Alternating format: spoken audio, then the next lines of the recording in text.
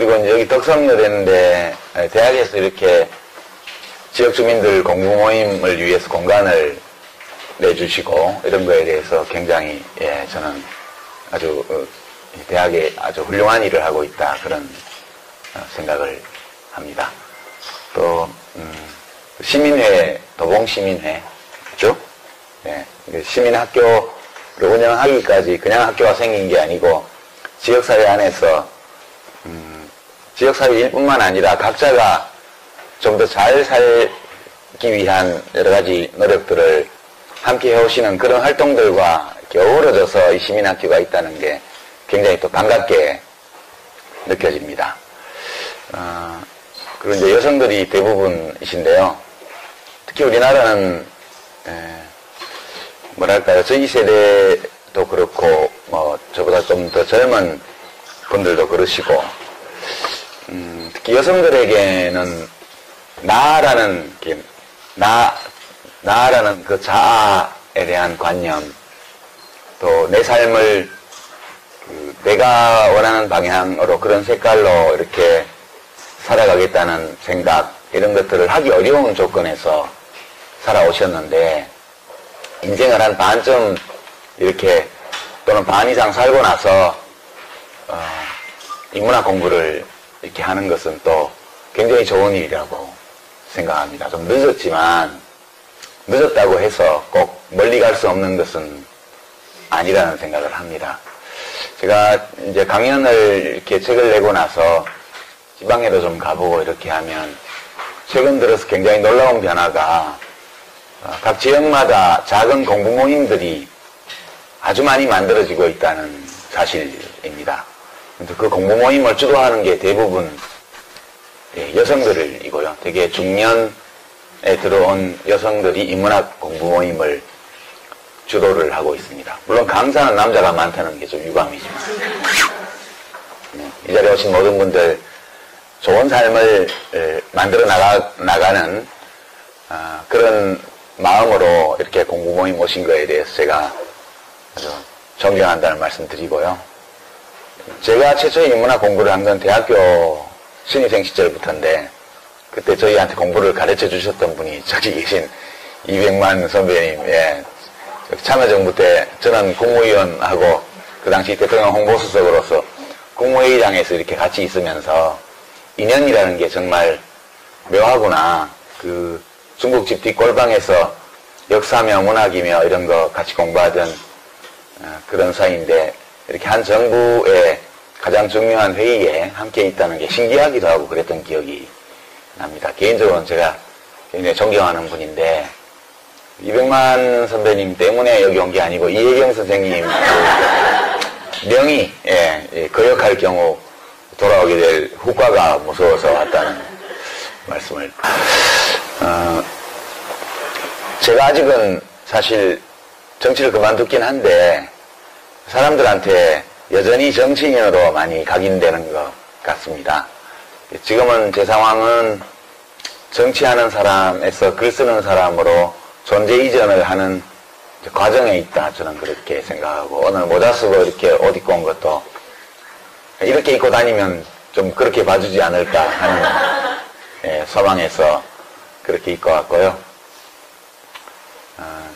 한 석 달 정도 지금 지났는데 여전히 저를 보실 때 정치인으로 이제 일단 받아들이는 분들이 되게 많으신 것 같아요. 그래서 가끔 강연하는 것 말고 다른 대외적인 활동은 안 하고 있습니다. 그리고 인터뷰 요청이나 뭐 이런 것들도 전 복지부 장관, 전 국회의원, 전 정당 대표 이렇게 전자 붙어서 나가는 건 나가기 싫어서 되게 사람을 소개를 하거나 이렇게 얘기를 할 때 직함을 전 이렇게 붙여서 하는 거는 지금 하는 일이 불확실하다 그런 뜻이거든요.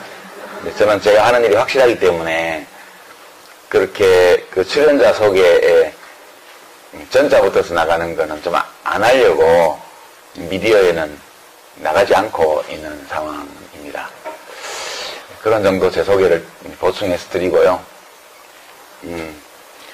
먼저 이제 인문학 공부를 하시고 하니까 작년에 하신 거 자료집을 보니까 후기가 거의 인상적이네요. 작년에는 강연 자료 같은 거는 책에 없는 걸 보니까 안 받으셨던 것 같고, 이제 2년차 들어가니까 강사들의 강연 원고를 미리 받아서 자료집도 만드시고, 나중에 끝나고 나면 또 후기를 묶어서 이제 한 해의 공부 모임을 결산하는 그런 자료를 또 나눠서 만드시면 좋을 것 같다는 생각이 듭니다. 저는 대학 전공은 경제학인데요.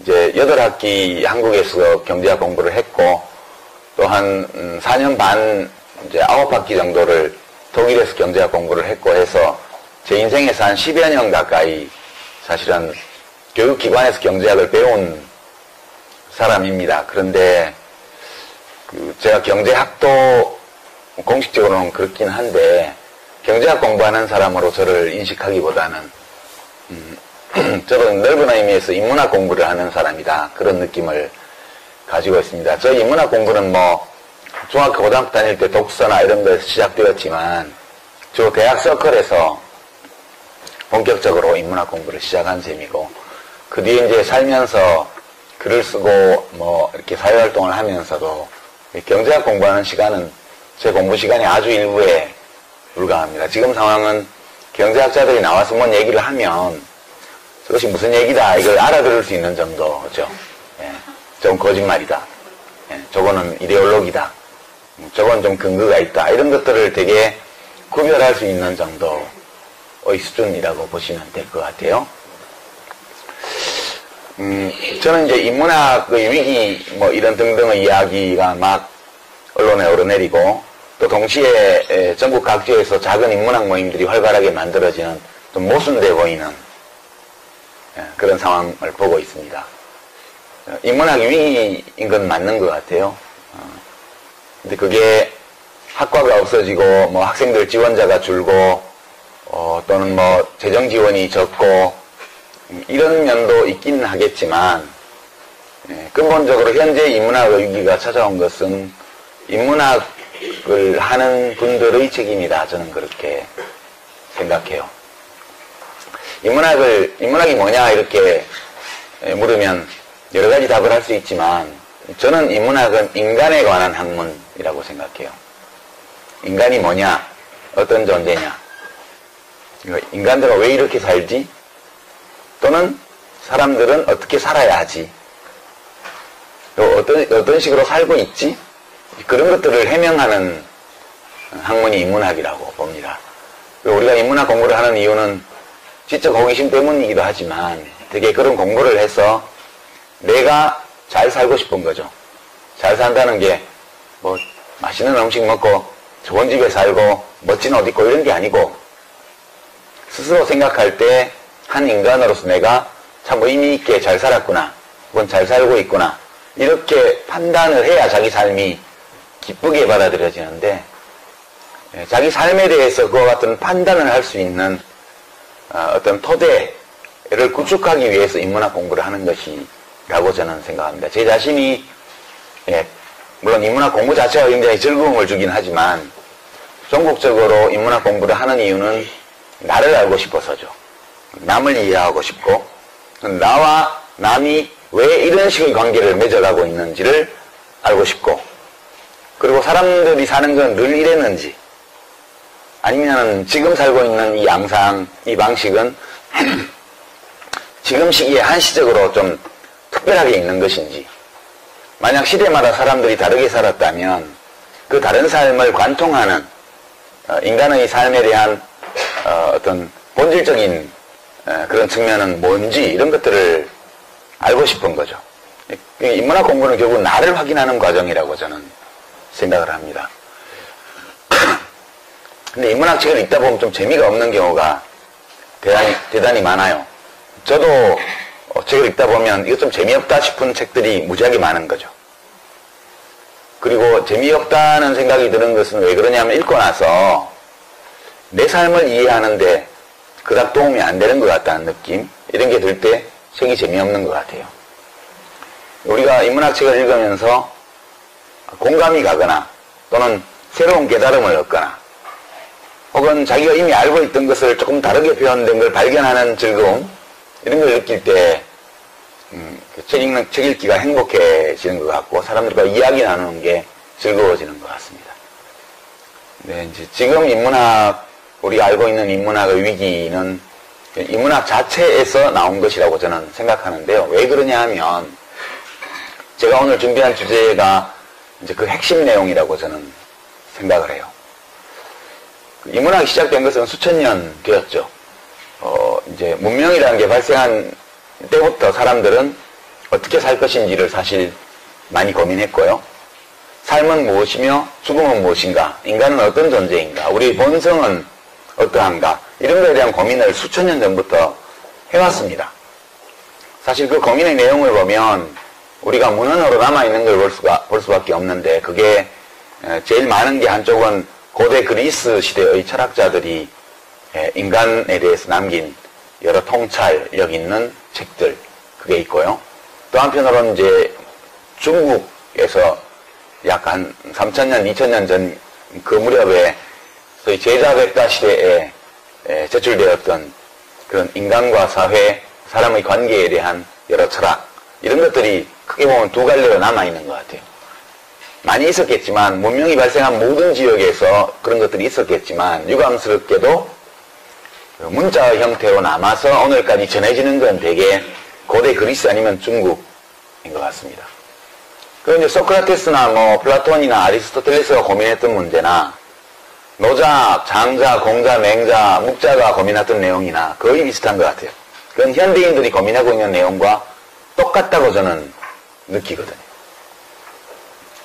근데 문제는 약 2000년, 3000년의 기간에 걸쳐서 인문학이 발전해오고, 처음에 뭉뚱그려서 뭐 철학이나 이런 걸로 되어 있던 것이 분야 학문으로 이렇게 세분화되면서 더 깊고 전문적으로 이렇게 연구가 진행이 되었습니다.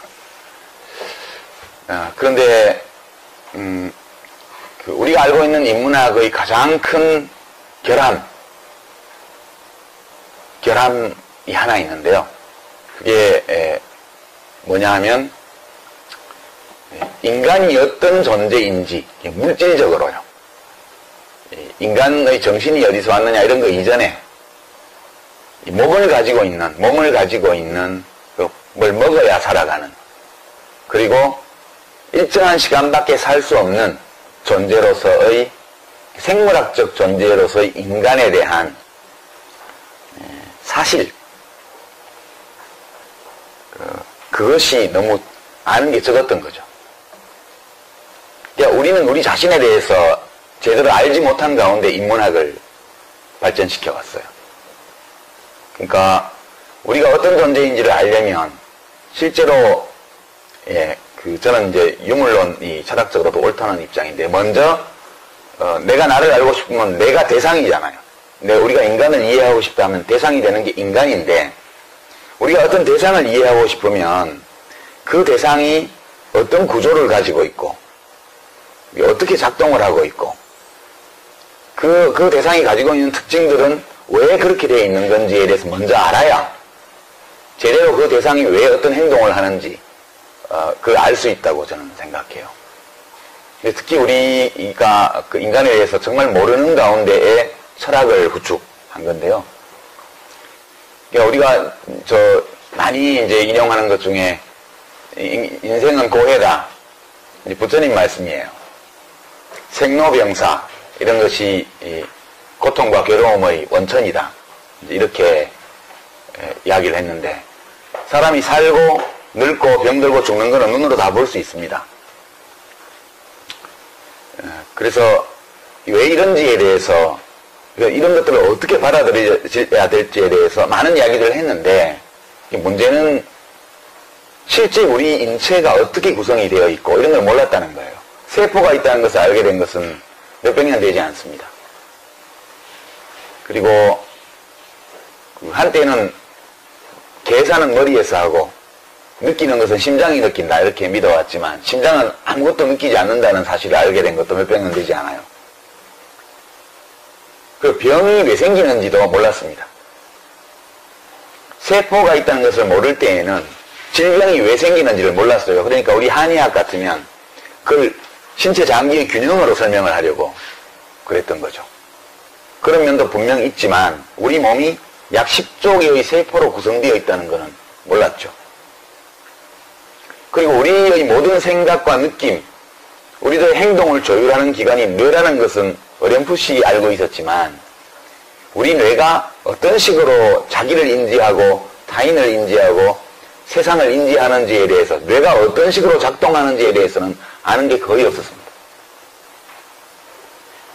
그러니까 대상 자체가 어떻게 만들어져 있는지를 잘 모르는 가운데 이 대상을 이해하려고 노력한 그 노력의 산물이 우리가 알고 있는 인문학이다.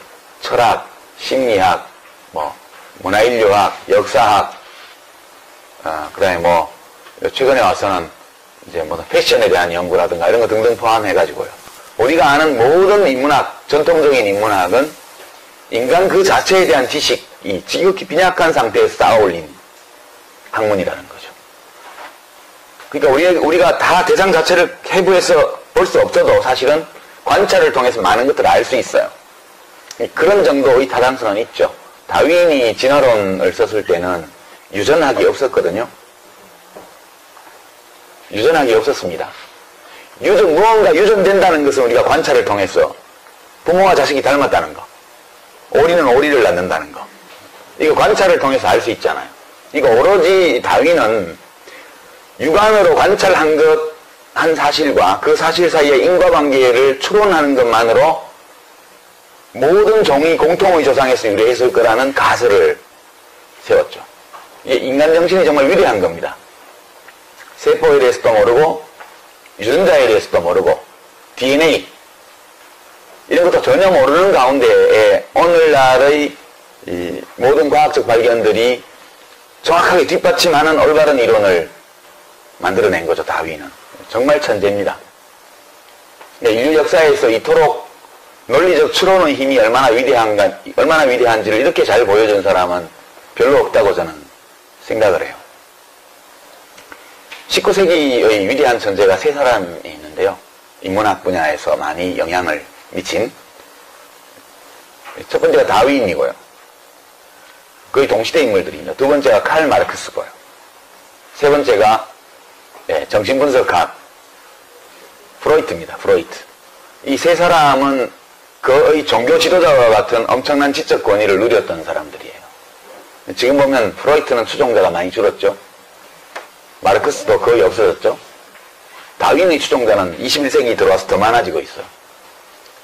그러니까 20세기에만 하더라도 다윈의 영향력이 그닥 큰 것 같지 않았었는데 20세기 말 21세기에 들어오면서 인문학의 모든 분야를 다윈이즘이 점령해 들어오는 양상으로 지금 가고 있습니다. 왜 그럴까? 왜 세월이 가면 갈수록 다윈의 힘이 커지는 걸까? 이거는 과학적 발견과 관계가 있죠. 프로이트는 이제 인간의 정신을 세 범주로 나눴습니다. 다 아시는 것처럼. 공부하셨죠? 이드가 있고요. 슈퍼에고가 있고요. 에고가 있습니다. 그러니까 이 프로이트는 오로지 관찰에 의거해서 임상적인 경험을 토대로 해서 그 가설을 만든 거예요. 이드는 충동과 욕망, 내가 가지고 있는 욕망과 충동 이런 것이 이드고요. 슈퍼에고는 내가 가진 이상과 비전, 도덕적 어떤 명령 이런 것들을 처리하는 게 슈퍼에고예요. 인간이 먹어야 살고 온갖 동물적 욕망을 다 갖고 있는 존재이면서 동시에 굉장히 고매한 이상을 추구하는 존재라는 것은 우리 이 정신 속에 그게 다 있다는 뜻이에요. 에고는 뭐냐? 그 둘이 통합된 게 에고예요. 자아. 그렇게 프로이트는 설명을 했단 말이에요. 그렇지만 그 이드가 어떤 식으로 작동하는지, 그 슈퍼에고라는 건 왜 생겨났는지 이런 거는 사실 정확하게 규명된 게 아니죠. 그러니까 처음에 우리가 뇌의 작동 방식에 대한 지식이 없을 때에는 그런 방식의 설명이 그래도 제일 말이 되는 설명이었어요. 그러니까 그리고 이제 그런 충동 이런 것들을 성적 충동과 연관지어서 주로 설명하고 그러면서 19세기, 20세기에 온갖 정신병에 대한 온갖 기괴한 처방과 진료들이 이루어집니다. 그건 학대에 가까운. 왜 그런 일이 벌어졌냐? 전기 충격을 가하고 이상한 약을 먹이고 그런 뇌가 작동하는 방식을 몰랐기 때문이죠. 마르크스가 왜 실패했을까? 이렇게 마르크스주의가 왜 실패했을까, 현실에서. 이렇게 보면, 마르크스주의는, 칼 마르크스라는 사람 자체가 너무 뛰어난 사람이어서, 보통의 사람들이 가지고 있는 생물학적 한계에 대해서 인정을 안 했던 것 같아요. 인간은 변하지 않아요, 어떤 면에서. 어떤 것은 변해요. 그래서 사람이 가진 여러 특성 중에 보면, 이 역사의 시간 정도의 짧은 기간에는 절대 변할 수 없는 것들이 있고요.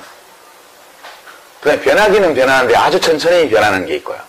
비교적 수월하게 단기간 내에 바뀌는 것이 있습니다.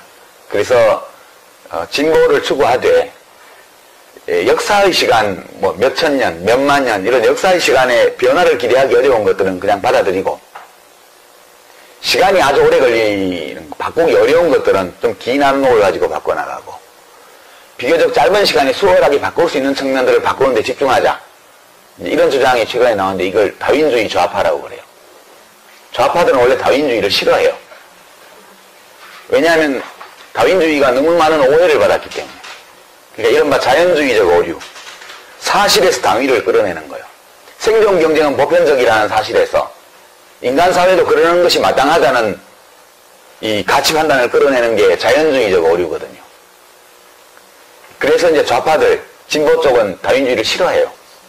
이게 부자들의, 강자들의 어떤 지위를 합리화해주는 이데올로기로 사용이 됐기 때문에. 반면에 마르크스는 그 반대의 오류가 있었던 것 같죠. 도덕주의 오류요. 마음만 먹으면 뭐든 할 수 있다는 거예요. 예. 그러니까 무엇이 옳은가를 결정하고 나면 모든 것을 거기에 맞춰서 변화시킬 수 있다는. 이게 당위에 부합되지 않는 사실의 존재를 부정하는 거예요. 이게 이제 이른바 도덕주의 오류라는 건데, 되게 우리들의 삶은 이 두 가지 오류 사이에 왔다 갔다 하면서 이루어지는 게 일반적이라고 생각해요. 이 문화의 위기는 뭐냐 이렇게 묻는다면, 이 20세기 말에서 21세기 초에 걸쳐서 최첨단 진단 장비를 동원해서 뇌과학자들과 진화생물학자들과 신경생리학자들이 발견한 우리 인간의 물질적 실체에 대한 수많은 사실들이 있어요. 예전에 몰랐던, 일찍이 알았더라면 처음부터 어떤 인간에 대한 학문들을 세울 때 그 점을 우리가 고려해서 세웠을 것으로 보이는 그런 중요한 사실들이요. 그것을 모르는 상태에서 세워진 것이 우리가 알고 있는 전통적 인문학입니다. 그럼 이 인문학이 제대로 사람들에게 이해되고 또 사람들의 삶을, 행동을, 생각을 설명해 줄 수 있고, 그래서 각자가 자기의 삶을 세워나가는데 진짜 도움을 주려면 인간의 실체, 물질적 실체 또는 생물학적 실체에 대해서 자연과학자들이 밝힌 것들을 받아들여야 된다고 저는 생각해요. 그래서 이것을 받아들여서 기존의 모든 인문학의 이론과 가설과 철학을 재검토하고 조정하고 재해석하는 노력이 필요한 시기가 이미 벌써 몇십 년 전에 시작되었다고 저는 보는데, 유감스럽게도 인문학을 연구하는 분들은 그거에 관심이 없어요. 한쪽에서 인간에 대한 중대한 사실들을 끝없이 발견하고 있는데 그건 그 사람들 얘기처럼 치부해버리는 거예요. 그리고 그것을 인정하고 받아들여서 기존의 인문학 체계 속에서 녹여내고 반영하는 그런 노력들을 거의 안 하고 있는 게 아닌가, 저는 그런 생각을 합니다. 그래서 나타나는 증상이요, 자연과학자들이 인문학책을 쓰는 거죠. 왜냐면 인문학자들은 자연과학을 알려고 안 하니까. 그래서 나온 유명한 책들이 많습니다. 그 중에 이제 대표적인 걸 들면 칼 세이건이라는 돌아가신 분인데요. 이분이 쓴 코스모스라는 유명한 책이 있어요. 이만큼 두꺼운 거예요. 그게 우주와 자연에 대한 어떤 자연과학적 지식을 압축한 아주 훌륭한 교양서인데요. 저는 그 책을 읽으면서 이건 인문서다 이런 느낌이 굉장히 강하게 들었어요. 실제로 세이건은 그 책 말고도 뭐 점성술이라든가 미신 이런 거에 관한 책도 썼고요. 민주주의, 정치에 관한 책도 썼습니다. 근데 그 모든 그 사람의 발언의 밑바닥에는 우주와 자연에 대한 자연과학자로서의 칼 세이건의 이해가 딱 깔려있죠. 그래서 그분들이 쓴 책은 자연과학 책처럼 보이지만 실제로는 저는 어떤 인문학 책보다 인간에 대해서 많은 것들을 알려준다, 저는 그렇게 느꼈습니다. 리처드 도킨스라는 그 생물학자가 1970년대 후반에 이기적 유전자, 셀피시 진이라는 유명한 책을 썼습니다. 이것은 이제 다윈의 이 이론을 좀 더 심화한 건데요. 이게 생존 경쟁이라는 것이 개체 차원에서만 벌어지는 게 아니고, 벌어지는 것 같지만 실제로 내려가 보면 유전자 사이의 생존 경쟁이 우리들의 삶의 가장 본질적인 요소라는 주장을 한 거예요. 이제 이 도킨스가 먼저 그 책을 쓰고 나서 이제 후속작을 여러 개를 써요. 논문시계공이나 또는 확장된 표현형, 이런 아주 생물학 전문 서적과 교양도서 사이를 오가는 대중적으로 읽을 수 있을 만한 전문 생물학 책이에요. 근데 그걸 쓰다가 마지막에 최근에 쓴 게 뭐냐? 그게 만들어진 신이라고 번역이 돼 나온 The God Delusion이라는 책을 씁니다. 이게 이제 인격신을 믿는 종교와 그리고 이제 무신론에 관한 이야기인데요. 도킨스가 이 책을 쓴 것은 기존의 철학자나 신학자, 인문학자들이 신이라는 관념에 대해서 제대로 얘기를 안 했다고 생각해서 자기가 그걸 쓴 거예요. 그러니까 인문학, 철학의 영역으로 이 생물학자가 그냥 밀고 들어온 겁니다. 그 사람들은 철학이나 신학을 하는 사람들이 쓴 책을 읽지 않고 도킨스가 쓴 책을 읽는 거예요. 저는 이거는 철학의 위기를 보여주는 거라고 봐요. 평생 철학을 연구하신 분들, 신학을 연구하신 분들이 도대체 뭘 하고 있기에 이 생물학자가 일로 밀고 들어와가지고 세계적 베스트셀러를 쓰냐. 이건 말고도요, 이건 말고도 정말 자연과학자들, 우리나라로 예를 들면 유명한 필자 중에는 이화여대 동물행동학을 하시는 최재천 선생님이 계시죠. 생명이 있는 것은 다 아름답다, 이런 책도 쓰시고요. 그 뒤에 통섭에 관한 책도 쓰시고 꾸준히 연구활동도 하고 저술활동도 하시는데, 이분 생물학자잖아요. 동물행동학자. 이분이 정말 우리들의 삶에 대한 많은 책들을 쓰고 계셔요. 그리고 많은 독자들이 그 책을 읽어요. 왜 그럴까요? 훨씬 더 와닿기 때문이에요. 그래서 저는 이제 우리 인문학이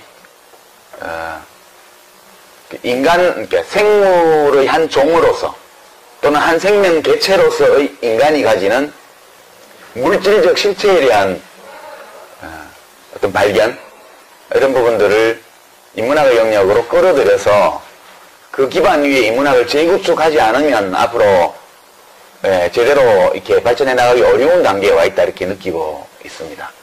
제가 이제 죽음에 대해서 특별한 관심을 가진 이유도 그런 독서와 관계가 있다고 저는 느껴요. 그러니까 우리가 먹는 것이 몸이 되잖아요. 여러분 옥수수의 습격, 그런 책 보셨죠? 우리 세포막을 구성하는 지방산이 여러 종류가 있는데 그 중에 오메가6가 있고 오메가3라고 이름 지어진 것이 있는데, 자연에서는 오메가3와 6가 균형을 이루고 있죠. 근데 우리는 압도적으로 오메가6를 먹고 있어요.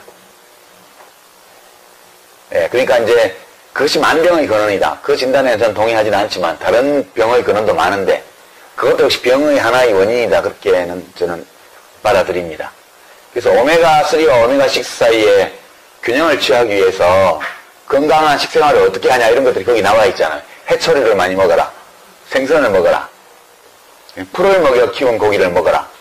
왜 그러냐면 옥수수만 먹여서 키운 건 옥수수가 저장성 지방산이기 때문에 전부 오메가6예요.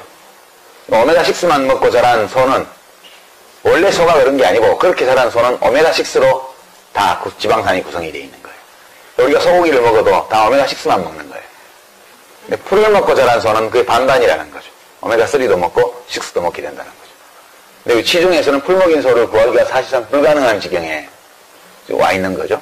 이제 이런 얘기들입니다. 이런 얘기들이고, 그래서 삶은 현대인처럼 살더라도 먹는 거는 구석기 시대처럼 먹어라. 그게 이른바 구석기 다이어트. 실컷 먹고 살 빼는 거예요. 실제로 효과가 있습니다. 이런 것들은 우리가 예전에 우리 몸에 대해서 알지 못할 때는 그냥 단백질, 탄수화물, 지방 이렇게만 했지 지방산의 종류까지 알지 못했어요. 우리가 아는 것은 한계가 있고, 우리는 계속 우주에 대해서, 바다에 대해서, 밀입자에 대해서, 우리 인간의 몸에 대해서 더 많은 것들을 알아가는 중이에요.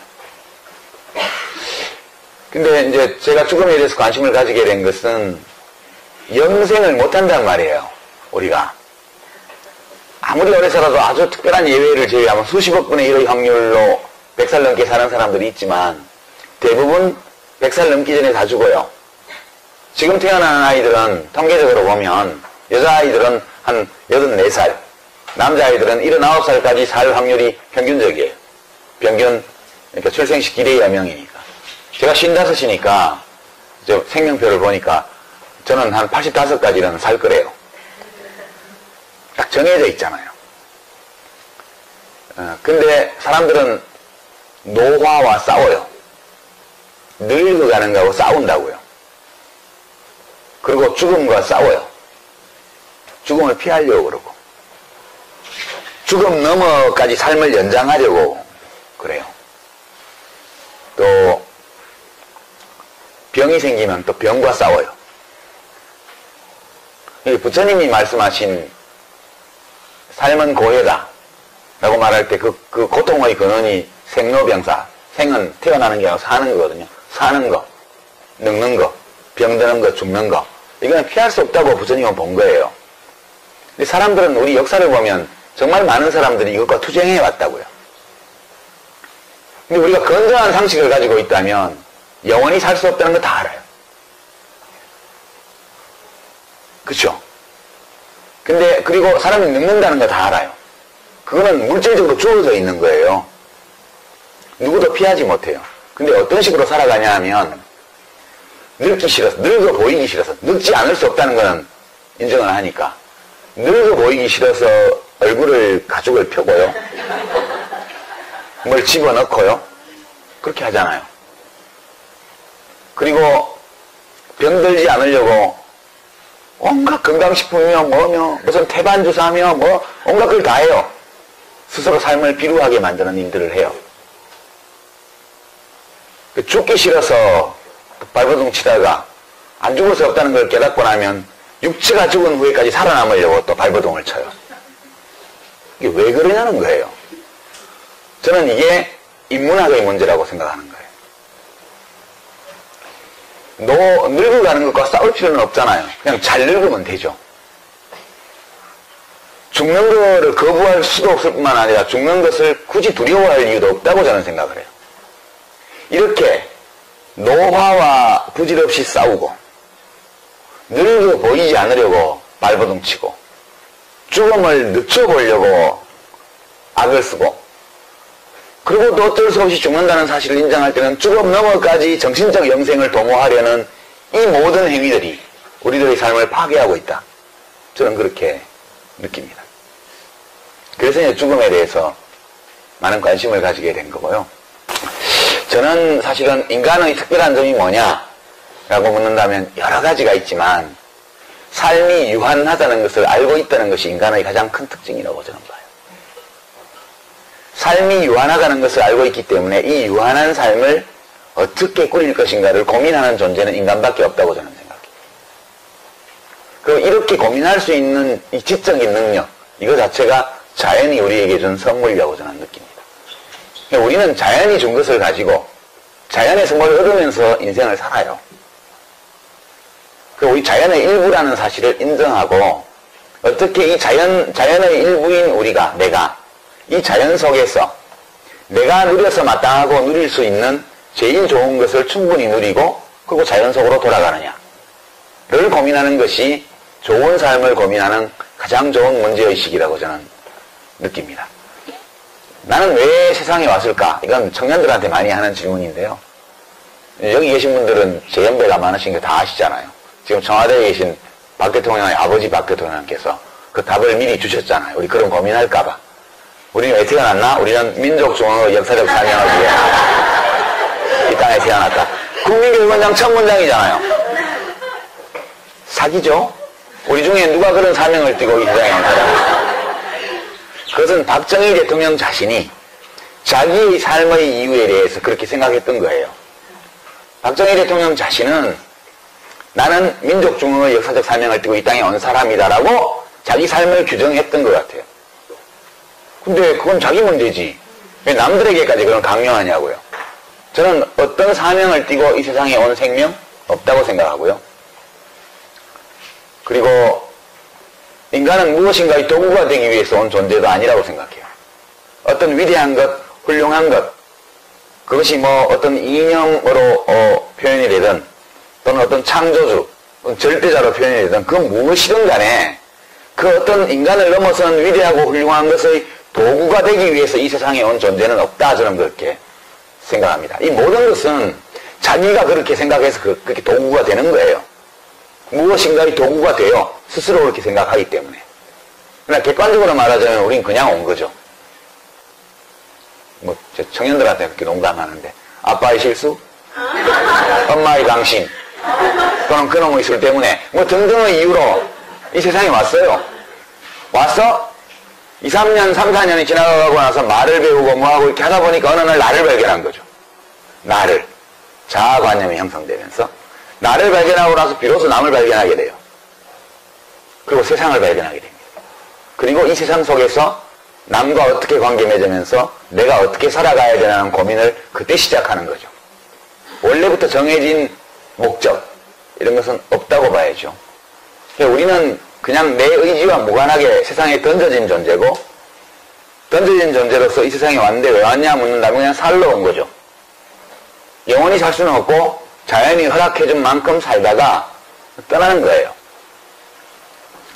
근데 이것을 인정하기 싫어하는 또는 이것을 알지 못하는 사람의 삶은 온전할 수가 없다. 저는 그렇게 생각합니다.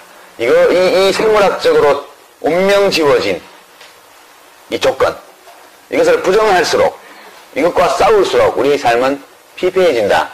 저는 그렇게 생각합니다. 이 문제에 대해서 굉장히 깊은 고민을 한 사람들이 이제 제자백가 시대 혹은 그 고대 중국에 보면 노자나 묵자 같은 사람이 이 고민을 많이 했죠. 그래서 장애풍습을 가지고 이제 논쟁하는 가상적인 논쟁이죠. 만났던 적이 없을 거예요. 맹자하고 뭐 묵자가 만났다든가 이런 건 없는 것 같아요.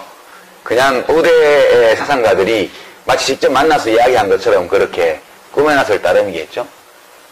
여기 장례풍습에 관한 얘기를 보면 그게 고대 중국에서 문제가 됐어요. 그래서 사기열전의 기록이나 이런 걸 보면 맹자도 그 문제에 대해서 한 말씀 하신 걸로 나옵니다. 사람이 죽으면 막 버렸단 말이에요. 들판에 산에. 장례 문화가 생기기 전에. 그러니까 사람이 죽으면 들판에 산에 버려놓으면 새가 와서 뜯어먹고 짐승이 뜯어먹고 그럴 거 아니에요. 되게 보기 흉하니까 장례 문화가 생긴 겁니다. 땅에 묻게 됐어요. 노자나 묵자 같은 분들은 뭐라고 얘기하냐면 야 그게 들판에 던지놨어. 땅에 묻으면 뭐가 다른데? 들판에 던지면 새와 짐승이 와서 뜯어먹고 땅에 묻으면 벌레와 미물들이 와서 뜯어먹고 차이는 보이냐 안 보이냐 차이밖에 없는 거지. 본질적으로 똑같은 건데 뭐 그런 거에 얽매여서 그러냐. 이게 무위자연이에요. 근데 맹자는 이거에 대해서 좀 다른 주장을 하죠. 똑같은 건 맞아. 그렇지만 눈에 보이면 마음이 아프잖아. 자기 아버지 시신이면 그러겠어? 남의 시신이면 몰라도. 남의 시신이면 그냥 보고 지나가지만 그 시체가 자기 아버지면 묻어준다는 거예요. 그래서 맹자는 그것을 묻는 것이 산의 들판에 버리는 것보다 더 인간의 본성에 부합한다고 맹자는 생각했어요. 저는 맹자의 입장이 옳다고 봐요. 왜냐하면 묵자는 이성과 논리를 중시했지만 맹자는 감각과 감정을 중시한 거거든요. 그러니까 맹자의 기본 철학은 모든 덕성, 모든 훌륭한 것들은 나로 시작되어서 주변으로 퍼져가고 그리고 더 멀리 나간다. 이렇게 내 자신이 나의 본성에 충실한 좋은 삶을 사는 데에서 모든 것이 시작된다고 본 게 맹자의 입장이고요. 묵자나 노자의 입장은 그런 건 다 의미가 없는 거다. 그래서 어떤 우리에게 주어진 보편적 삶의 원리에서 자기 삶의 원칙들을 도출하는 쪽으로 접근을 했어요. 그러니까 맹자가 경험주의적이라면 묵가는 연역적이죠. 이렇게 논리학적으로 보면 보편에서 특수로 나가는 방식의 사고를 한 게 자연주의자들이고요. 지금도 그래요. 녹색당이나 이런 거 환경단체 하시는 분들은 되게 노자나 묵가의 생각에 많이 가까워요.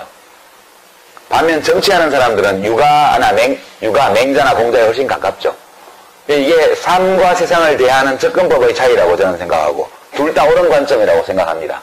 그러나 생물학적으로 발견된 여러 것들을 미루어 볼 때 저는 맹자의 견해가 보다 현실적이라는 생각을 해요. 그리고 우리 삶을 훨씬 더 풍요롭게 만들어주는 측면이 있다 이렇게 생각합니다. 그래서 저는 이제 어떻게 죽을까? 죽음을 누구나 다 선택할 수 있는 것은 아니지만 그래도 운이 좋으면 죽음을 설계할 수 있다고 저는 생각해요.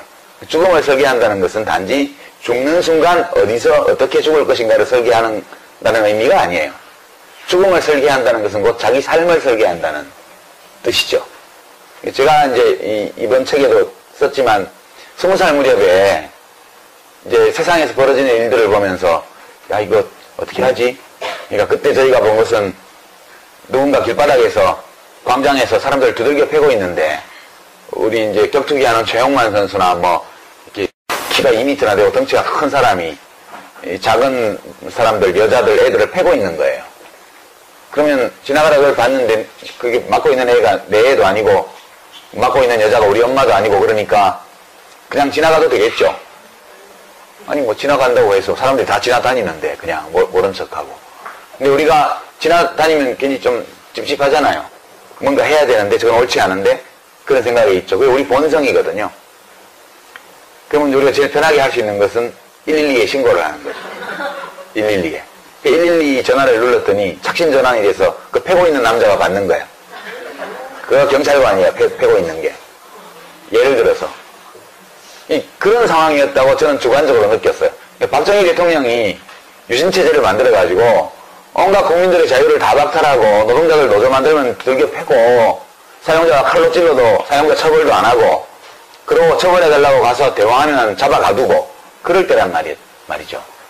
그러니까 이거 어떡하지? 엄청 센 놈이니까 되돌아봐야 이길 수도 없어. 같이 한 대 맞고 뼈가 부러지거나 나도 뭐 발다리 부러지거나 이렇게 되겠지. 그러니까 그러지 말라고 대모해봤자 징역 3년 정찰제로 맞고 학교에서 잘리고 뻔하잖아요. 싸워서 못 이겨요. 힘이 엄청 센데. 근데 왜 학생운동을 했냐? 그러면 그게 그렇게 해서 이길 수 있다고 생각을 해서 한 게 아니고 그냥 지나가면 너무 비겁한 것 같아서 20살에 내가 여기를 그냥 지나가고 나면 나중에 70살, 80살을 살고 죽을 때 이때 상황에 대해서 어떤 생각이 들까? 그 생각을 그때 했어요. 해보니까 되게 비참할 것 같더라고요. 나의 꽃다운 청춘, 황금의 20대를 돌아볼 때 비겁하게 눈질 끈 감고 지나갔던 기억이 나의 20대에 대한 기억을 지배한다면 그 삶은 실패한 삶 아닐까? 그런 생각이 들어서 해봤자 못 이기지만 그래도 옆에서 소리라도 한번 지르고 이단 협착이라도 한번 날렸다가 어디 한 대 얻어맞고 뼈 부러져서 병원에 누워있으면 그래도 난 어느 정도 최선을 다했어. 이런 자기 위안은 되지 않을까? 그런 소박한 생각으로 했던 거거든요. 그런 것들이 중요하다고 저는 생각해요. 그러니까 결국 그런 모든 삶의 행위들은 자기 죽음을 준비하는 행위예요. 죽음이라는 것은 그냥 죽는 게 아니에요. 세상을 떠나는 거고 자기의 생명활동이 모든 세포의 생명활동이 중지되는 건데 그 죽음을 어떻게 죽는가라는 내용 속에서는 내가 내 삶에 대해서 어떻게 생각하면서 죽는가 그게 무지하게 중요한 것이고 그 죽음의 방식이나 이런 것도 자기 삶의 연장선 위에서 결정되는 거라고 저는 생각합니다. 저는 사실 한번 볼까요? 이런 데 묻히고 싶지 않아요. 여러분 저기 묻히고 싶어요? 저는 싫어요. 그러니까 이 죽음에 대해서 자기가 선택을 안 해놓기 때문에 저기 묻히는 거예요. 평소에 나는 나의 장례식은 어떻게 치르고 싶다는 정도는 이야기를 해둬야 돼요. 저 같으면 절대 이런 데 안 묻힙니다. 이게 뭐예요? 흉측하잖아요. 그래서 생각을 해봤어요. 여기 이제 봉분 하나마다 앞에 이제 야트바가 회양목이나 뭐 노송나무나 이런 거 심어져 있죠.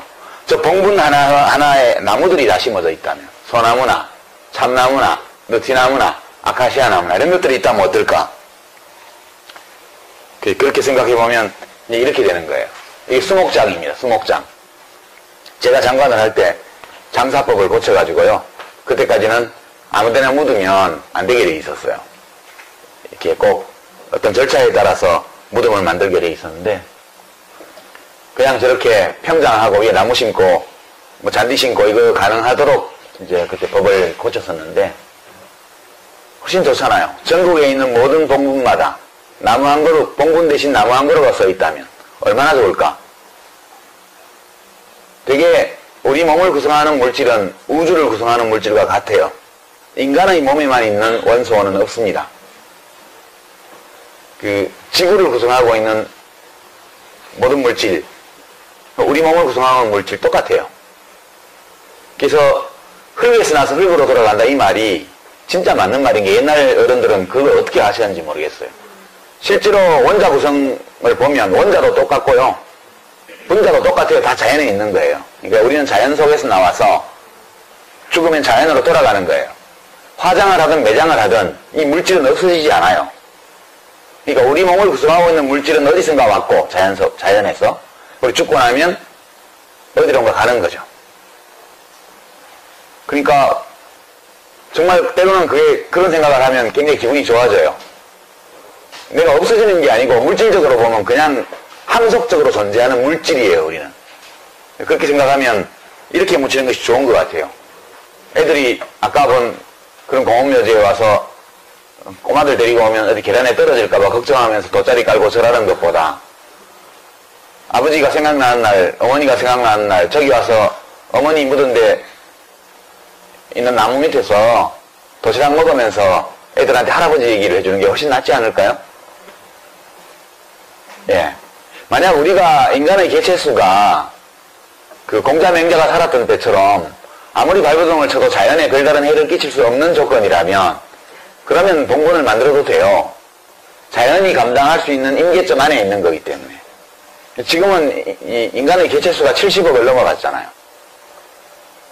불과 몇십 년 만에 2배가 된 거거든요. 이대로 증가하면 지구는 더 이상 지탱할 수 없을 거라고 저는 생각해요. 최근에 저출산에 관해서 이야기가 많은데 저는 복지부 장관 때는 저출산이 문제입니다. 출산율을 올리기 위해서 이런 정책을 하겠습니다. 무지하게 했는데요. 이제 와서 제 속을 말씀드리면 가이아의 입장, 지구의 입장에서 보면 저출산이 돼야 된다. 그 출산은 각자의 실존적 선택인데 사람들의 실존적 선택이 이렇게 간다는 것은 무언가를 말해주는 거다. 그것은 개체수가 너무 많다는 사실이 어떤 형식으로는 사람들에게 인지된다는 뜻이에요. 물고기들도요, 먹이가 줄어들면 알을 덜 낳아요. 베스 같은 이런 외래어종, 이 육식성 포식자도요, 저수지에 먹이의 개체수가 줄어든다는 걸 느끼게 되면 알을 안 낳아요. 계속 알을 낳으면 지기들끼리 잡아먹다가 다 죽든가 굶어 죽든가 둘 중에 하나죠. 인간은 물고기보다 훨씬 더 고등한 종이잖아요. 근데 왜 저출산이 걱정이에요? 그거는 부족적 사고에서 그런 거죠. 우리는 부족 인간이거든요. 수백만 년 동안 또는 뭐 최근 수십만 년 동안 호모사피엔스는 100명, 150명을 넘지 않는 작은 규모의 공동체에서 살아왔고 국가가 출현한 것은 이제 만 년도 안 됐고 그 국가가 이렇게 현대적인 국가로 공동체 의식을 가지고 이렇게 수천만 명, 수억 명이 하나의 국가를 형성한 것은 몇백 년 되지 않은 진화적으로 보면 완전 새로운 현상이거든요. 우리들은 현대 국가에 살고 있지만 우리들의 심리는 부족 인간이에요. 부족 인간. 그러니까 내가 속해 있는 공동체의 숫자가 줄어드는 것에 대해서 불안감을 느끼는 거죠. 그냥 이게 본능적인 거예요. 근데 우리는 본능의 독재에 추종하면서 사는 존재가 아니잖아요. 인간의 의식은 모든 본능에 대해서 자율적이에요. 그걸 넘어설 수 있는 존재거든요. 저는 인구가 감소해야 된다고 생각해요. 대한민국도 감소하고 중국도 감소하고 모든 나라에서 인구가 감소해야 된다. 인구가 많다는 것, 인간의 개체수가 많다는 것이 뭘 그렇게 가치 있는 일이에요? 진짜 가치 있는 것은 개개인의 삶이죠. 이미 태어난 사람들의 삶이에요. 또 앞으로 태어날 사람들의 삶이에요. 인구가 많다는 것이 무슨 국가적 영광이며 인구가 많다는 것이 무슨 인간적 만족의 근원이 되겠습니까? 그래서 저는 사실 내심을 말하자면 국가가 인구를 늘리기 위해서 노력하는 거, 인구를 줄이기 위해서 노력한 거 다 그렇게 의미 있는 일은 아니다. 근데 지금 지구 환경과 인간이라는 이 종 호모사피엔스의 개체수의 관계를 생각하면 전면적이고 즉각적으로 인구 감소가 시작되어야 마땅하다. 저는 그렇게 사실 생각해요. 장관 때는 이 말을 절대 안 했습니다. 이것은 국내 어느 기업의 헌혈, 단체 헌혈 사진인데요. 제가 이걸 보여드린 거는 저 표정 때문이에요. 영장류는 얼굴 표정이 있거든요. 이 개나 뭐 고양이나 표정이 단순하죠. 화가 났을 때 또는 두려움을 느꼈을 때 칵 찡그리는 이런 표정 말고는 없어요. 그러나 이제 오랑우탄, 침팬지, 보노보 이런 영장류 동물들은 그보다 좀 더 풍부한 표정이 있죠. 인간은 극단적으로 표정이 발달한 종이에요. 왜 인간의 얼굴 표정이 이렇게 정교해졌을까? 혹시 생각해 보셨어요? 생물학자들은 일찍부터 이 현상에 주목을 해서 다윈이 종의 기원을 내고 나서 한 십몇 년이 지났을 때 영장류의 표정에 관한 연구서를 냈습니다. 영장류. 특히 인간의 표정에 관한 연구요. 살아가면서 되게 인간이 이 수십 명 단위의 혈연으로 연결되었거나 또는 같은 좁은 지역 내에 살면서 호혜적인 서로 간에 이익이 되는 교환을 지속적으로 하는 이웃, 요 작은 공동체에서 몇백만 년을 살았다는 게 굉장히 중요해요. 피하 구분을 해야 되는 거예요. 그러니까 낯선 얼굴과 그러니까 동맹자, 친구, 혈족과 그렇지 않은 사람을 구분해야 돼요. 그래서 이제 안면 인식 기술이 굉장히 발달했죠. 인간이. 안면 인식 기술이 굉장히 발달했습니다. 사람을 보고 기억을 해야 돼요. 기억 못하면 죽는 거예요. 피하를 구분 못하면, 그리고 자기 집단 내부에 대해서는 호혜적, 이타적으로 행동하지만 외집단에 대해서는 일단 적대적으로 행동하도록 진화되어 왔거든요. 왜냐하면 낯선 집단, 낯선 사람을 만났는데 그 사람이 나를 해칠 수도 있고 그렇지 않을 수도 있어요. 경우의 수 1, 해친다. 해치려고 한다. 2, 아니다. 나는 어떻게 해야 될까요? 나는 무조건 적대적으로 해야 돼요. 왜냐하면 저놈이 나를 해칠 거라고 생각했는데 안 해치면 괜찮죠. 근데 저놈이 나를 해치지 않을 거라고 생각했는데 나를 해치면 나는 완전 망하는 거잖아요. 그러니까 일단 적대적으로 대하는 거예요. 적대적으로 대하고 확인한 다음에 우호적임이 확인되면 나도 우호적으로 대하는 거예요. 이게 이제 일종의 변형된 tit for tat 전략이라는 건데, tit for tat, TFT라고 보통 게임 이론 전문가들은 그렇게 얘기를 하죠. 이제 다른 형태의 그것도 있죠. 일단 우호적으로 대하고 저놈이 적대적으로 하면 나도 적대적으로 한다. 이것도 TFT고요. 일단 적대적으로 대하고 우호적인 게 확인되면 그럼 나도 우호적으로 한다. 이게 훨씬 우수한 전략이에요. 생존에. 그렇기 때문에 인간들은 낯선 얼굴에 대해서 일단 경계심을 가지도록 진화되어 왔어요.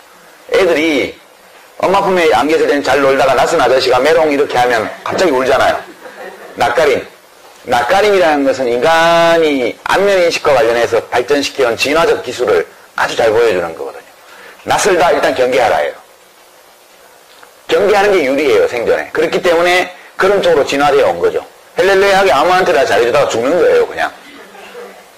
그렇게 해왔는데 결국 이 얼굴 안면 근육의 움직임이라는 것은 자율신경이에요. 우리가 물론 일부러 환한 얼굴을 만들거나 일부러 찌푸린 얼굴을 만들거나 일부러 웃는 얼굴을 엘리베이터 안에서 어색할 때 안녕하세요 이렇게 할 수도 있어요. 그러나 연기하는 표정과 진짜 표정은 다르다는 거 다 아시죠? 그렇지만 저 사람이 연기로라도 웃어주면 일단 우호적 감정을 갖고 있다는 그 심성을 우리가 읽기 때문에 나도 안녕하세요 이렇게 하는 거죠. 저쪽이 우호적으로 왔으니까 우호적으로 하는 거예요. 그렇지만 진짜 표정은 저절로 만들어진다는 거 다 알잖아요. 우리 마음속에 어떤 감정이 휘몰아치면 그 감정이 안면 근육의 움직임으로 다 나타나요. 그래서 관상을 보는 이유는 심상을 보기 위한 거거든요. 관상을 보는 사람들이 얼굴을 보는 게 아니에요. 얼굴을 봄으로써 뭘 보냐면 그 사람이 마음을 보는 거예요. 마음이 어떤 사람인지. 그래서 우리의 얼굴 표정은 되게 중요해요. 그래서 우리가 본 이 얼굴들이요. 내가 지난 며칠간 이런 얼굴을 한 적이 있었는가 이렇게 돌아보고 만약 지난 일주일간 한 번도 저런 얼굴을 내가 한 적이 없었다 그러면 그의 삶은 심각한 위기에 봉착해 있는 거죠. 매일매일 한두 번씩이라도 저런 표정을 짓고 산다. 매우 성공적인 좋은 삶을 살고 있는 사람이에요. 예. 그래서 자기 얼굴을 늘 생각하시라. 그런 말씀드리고 보톡스를 하지 마시라는 충고도 아울러 드립니다. 이제 마무리 삼아 농담 하나 하고 마무리하겠습니다. 정치하는 사람들, 특히 중요한 위치에 있는 사람들은 그걸 하면 안 돼요. 보톡스가 그게 근육을 마비시키는 거잖아요. 도구로 얼굴의 잔근육의 움직임을 마비시키는 거예요. 그러니까 여기 이제 일자주름이 세로로 있다 이러면 그 사람 잘 찌푸렸다는 뜻이죠. 계속 찌푸리고 살았어요. 운전하면서 햇빛 때문에 찌푸렸던 어쨌든. 그럼 지속적으로 그 근육이 그렇게 움직이기 때문에 주름이 생긴 거예요. 다시는 그렇게 움직이지 못하게 보톡스를 놔서 그걸 마비를 시켜요. 이미 패인 주름을 펴기 위해서 필러를 넣죠. 그러니까 보톡스를 놔서 근육을 마비시키고 필러로 채워서 주름살을 펴요. 그러면 이제 이 근육을 마비시켜놨기 때문에 그 움직임이 안 나오니까 일정 시간이 지나면 이 주름살이 펴지는 거예요. 그게 이제 보톡스와 필러 성형외과에서 시술하는 원리거든요. 약간 하는 건 나쁠 거 없다고 생각해요. 근데 너무 많이 하면 부작용으로 안면 근육이 다 죽어요. 마비돼요. 그러면 표정이 안 나온다고요.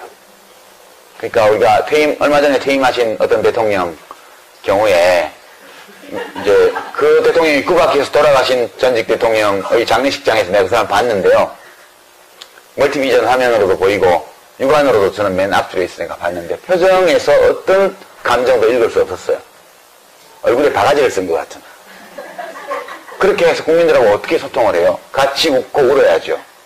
슬픈 일이 생기면 대통령의 얼굴에 슬픈 일이 생겨서 담화를 발표하면 슬픈 표정이 나와야 돼요. 일부러 지어서가 아니라 그 담화문을 읽을 때 그 사람의 마음이 슬프면 얼굴에 저절로 슬픈 표정이 나온다고요. 국민한테 사과를 한다. 그럼 사과를 할 때 부끄러움이 얼굴에 나타나야 돼요. 그게 소통이거든요. 근데 이 사람 얼굴은 사과 성명을 낼 때나 여러 성명을 낼 때나 자기 자랑을 할 때나 똑같아요. 소통이 안 되는 거예요. 소통을 말로만 하는 게 아니거든요. 지금 청와대에 계신 분도 약간 좀 심하게 하신 거 아닌가 그런 불안감이 좀 들긴 하는데 얼마나 했는지는 모르겠지만 표정이 잘 안 나타나요. 일부러 사람들은 역시 실현석에서 단련되어서 포커페이스, 자기 마음을 잘 다스리고 자기의 감정을 밖으로 안 드러낸다. 그게 정치인의 미덕이다. 이렇게 하는데 천만에요. 민주주의를 잘하는 미국이나 유럽 선진국의 정치 지도자들 얼굴 표정을 한번 보세요. 얼마나 풍부해요. 찌푸리고 웃고 민망해하고 이게 다 나타나잖아요. 정직한 표정이죠. 이상하게 우리나라의 정치인들은 얼굴을 가면으로 감추고 살아가는 것 같아요. 그리고 그게 사람들은 그게 미덕인 양. 우리들의 삶에 큰 영향을 미치는 의사결정을 하는 권력자, 정치 지도자의 얼굴에서 우리가 아무것도 읽을 수 없다면 그러면 소통이 안 되는 거죠, 그거는. 여러분들은 하셔도 돼요. 네, 너무 많이 하시지는 말고요. 네. 남편한테 기분이 나쁘면 이게 나와야 되잖아요. 남편이 뭐 이벤트를 해줘서 기분이 좋아지면 이게 또 나와야 되잖아요. 그래야 또 계속 해주지. 그렇죠? 표정이라는 것은 굉장히 중요한 커뮤니케이션 수단이에요. 근데 대통령이 그걸 하는 건 난 반대세. 그렇게 말씀드리고 싶습니다. 강의는 이걸로 마치고요. 여하튼 결론은 그런 겁니다. 죽기 때문에 삶이 행복할 수 있는 거다.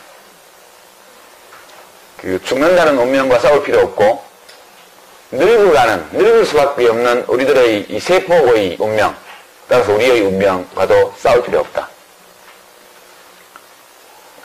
우리가 자연의 일부임을 받아들이고 아름다운 자연의 아름다운 일부로서 내가 존재할 수 있게끔 그렇게 살고 죽는 것이 제일 좋은 삶이고 제일 좋은 죽음이고, 그리고 죽음이 나를 찾기 전까지 살아갈 때 되도록 저런 얼굴을 가지고 살아가는 시간이 많도록 자기 삶을 만들어 나가는 것이 행복한 삶, 훌륭한 삶, 좋은 삶의 지름길이 아닐까. 그래서 결론으로 이 결론 말씀드리기 위해서 온갖 잡설을 다 했습니다. 고맙습니다. 두 분이 질문을 주셨는데 사실은 뭐 연관된 같은 질문이라고 생각이 됩니다. 함께 묶어서 답을 드리면 이른바 386 정치인들, 지금 뭐 486이다, 뭐 이제 50대에 들어가니까 586이다 이런 얘기도 나오는데요. 이제 그분들도 실패했죠. 대부분 이제 뭐 아닌 분도 있지만 전대협 의장, 맥기 의장 뭐 이런 분들이 많고, 또 어느 대학 총학생회장 뭐 이제 이런 분들도 많고 한데요. 이제 유명한 그런 전대 부장 출신의 소위 386 정치인, 들의 실패 원인은 이제 둘 중에 하나, 혹은 둘 다일지도 모르겠습니다. 첫 번째는 그분들이 세대 대표성을 가지고 정치에 진입을 하긴 했는데, 그 진입하는 과정이 이른바 간택에 의한 거였어요. 간택. 자기가 세력을 만들어서 정치로 진입한 게 아니고 자기들이 그 당시 주로 김대중 야당 총재였던 또는 뭐 대통령이셨던 김대중 총재에 의해서 간택되어서 주로 이제 2000년에 그분들이 정치에 많이 진입을 했죠. 좀 더 빠른 분들은 좀 더 빨리 96년도에 한 경우도 있지만 대부분 2000년 총선 16대 총선 때 대거 원내로 진입을 하게 됩니다. 그러니까 김대중 대통령에 의해서 간택되어서 공천을 받고 지원을 받고 그렇게 해서 국회의원이 된 거.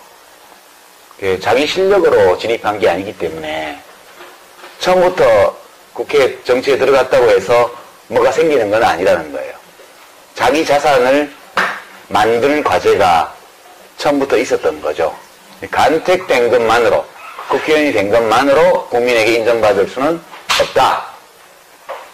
그게 첫 번째 그분들이 처했던 어려움이고, 그걸 끝내 극복 못했다, 저는 그렇게 생각해요. 두 번째는 그거를 극복하기 위해서는 둘 중에 하나를 해야 돼요. 하나는 이제 하여튼 그걸 극복하려면 자기 브랜드, 국민들에게 인정받는 자기만의 어떤 것을 만들어야 돼요. 만들어야 되는데, 이제 김대중 대통령 경우에는 오랜 민주화 투쟁의 역사 속에서 맺어진 대중과의 관계가 있었죠. 그리고 노무현 대통령의 경우에는 우리 정치를 멍들게 만들었던 지역구도에 대항해서 계속해서 투쟁하고 자기를 헌신했던 이제 그런 것들이 뭐 그것만은 아니지만 그거 있었죠. 그리고 이제 두 분 다 특징이 김대중 대통령은 굉장히 지적인 인물이었어요. 공부도 많이 하시고 책도 많이 읽으시고, 그리고 보통 사람 눈높이에 맞추어서 자기의 역사 철학이나 정치 철학을 펼 수 있는 그런 일종의 기능적인 면에서요. 단순히 역사적 정통성, 정당성, 리더십 그런 것뿐만 아니라 정치를 꾸려나가는 그런 정치인으로서의 능력과 관련해서 철학이 있고 이론이 있고 자기 비전이 있는 사람이라는 인정을 또한 상당수의 국민들에게 받은 분이죠. 그건 좀 기능적인 측면이에요. 앞부분이 이 역사적인 또는 철학적인 측면이라면 386 정치인들이 이걸 하기 위해서는, 그런 자기의 정치적 자산을 독립적으로 획득하기 위해서는 아주 그 굵은 아젠다, 그러니까 우리 정치를 발전시키고 국가를 발전시키고 국민들의 삶을 개선하는데 정말 괜찮겠다 싶은 자기 철학과 비전 이런 걸 국민들에게 각인시키고 인정받는 과정을 하든가, 그건 의제를 가지고 하는 거죠. 꾸준히 특별한 의제를 가지고, 그게 뭐 복지가 되었던 노동이 되었던 뭐 무슨 평화가 되었던 어떤 걸 가지고 저 사람은 딴 건 몰라도 정치생활 내내 우리 현대, 우리 역사, 우리 국가의 진로와 관련해서 중대한 아젠다, 의제를 가지고 지속적으로 해왔다. 그렇게 해서 인정을 받든가. 그게 뭔지는 잘 모르겠지만 일을 되게 잘해. 기능적으로 국가 운영과 관련해서 유능한 사람이야. 그래서 지금까지는 좀 큰 그림은 안 보이지만 저런 사람이 뭘 하면, 일을 맡겨보면 발전해 나갈 거야. 라는 어떤 인정. 이걸 받았어야 돼요. 그걸 받았어야 자기 자산을 가지고 있는 정치 지도자로 성장할 수 있는데, 둘 중 어느 것도 못한 것 같아요. 그러니까 큰 의제를 가지고 하지 못했기 때문에 계속 386 정치인, 뭐 전대현 몇 개 의장, 이게 꼬리표처럼 따라다니잖아요. 그게 떨어져야 되는 거거든요. 그 꼬리표를 못 댄 거죠, 끝까지. 그래서 그래서 실패한 거라고 저는 봐요. 아직 젊으니까 앞으로 더 해볼 수 있겠지만 저는 일단 실패한 것으로 봅니다. 그리고 왜 자기들끼리 못 뭉치느냐. 그렇지만 자기들끼리 엄청 뭉쳐 다녔죠. 그러나 어떤 의제와 비전을 중심으로 뭉친 게 아니라 과거의 연고를 중심으로 친서관계를 가지고 뭉쳤기 때문에 그거는 구정치인들이 친서관계로 뭉치던 거하고 질적으로 하등의 차이가 없는 거죠. 그렇게 되면서 뭐 어떤 사람은 낙선해서 사라지고 어떤 사람은 뭐 무슨 재판에 왔다 갔다 불려다니기도 하고 무죄 판결을 받기도 하고 유죄 판결을 받기도 하고 어쨌든 그렇게 돼버린 거라고 봐요. 저희 실패도 그와 맞물려 있는데요. 저는 이제 밖에서 세력을 규합해서 정치로 진입을 한 케이스죠. 저희 정치적 자산이 많지는 않았지만 처음부터 좀 가지고 정치에 진입을 했고요. 그리고 이제 정당개혁, 정치혁신이라는 의제를 계속 가지고 했죠. 그래서 뭐 그것 때문에 이제 분열의 화신이다, 뭐 정당 브레이크다 이런 부정적인 평가를 많이 받았지만 저 사람이 우리 국가가 이제 우리들의 삶이 시민들의 삶이 더 훌륭해지려면 국가가 훌륭해야 된다. 국가가 훌륭하다고 해서 모든 시민의 삶이 훌륭한 건 아니지만 국가가 훌륭해야 훌륭한 시민들이 훌륭한 삶을 살 수 있는 거니까 국가가 훌륭하다는 것은 그 국가가 사람들 사이에 정의를 수립하는 국가라는 뜻이에요.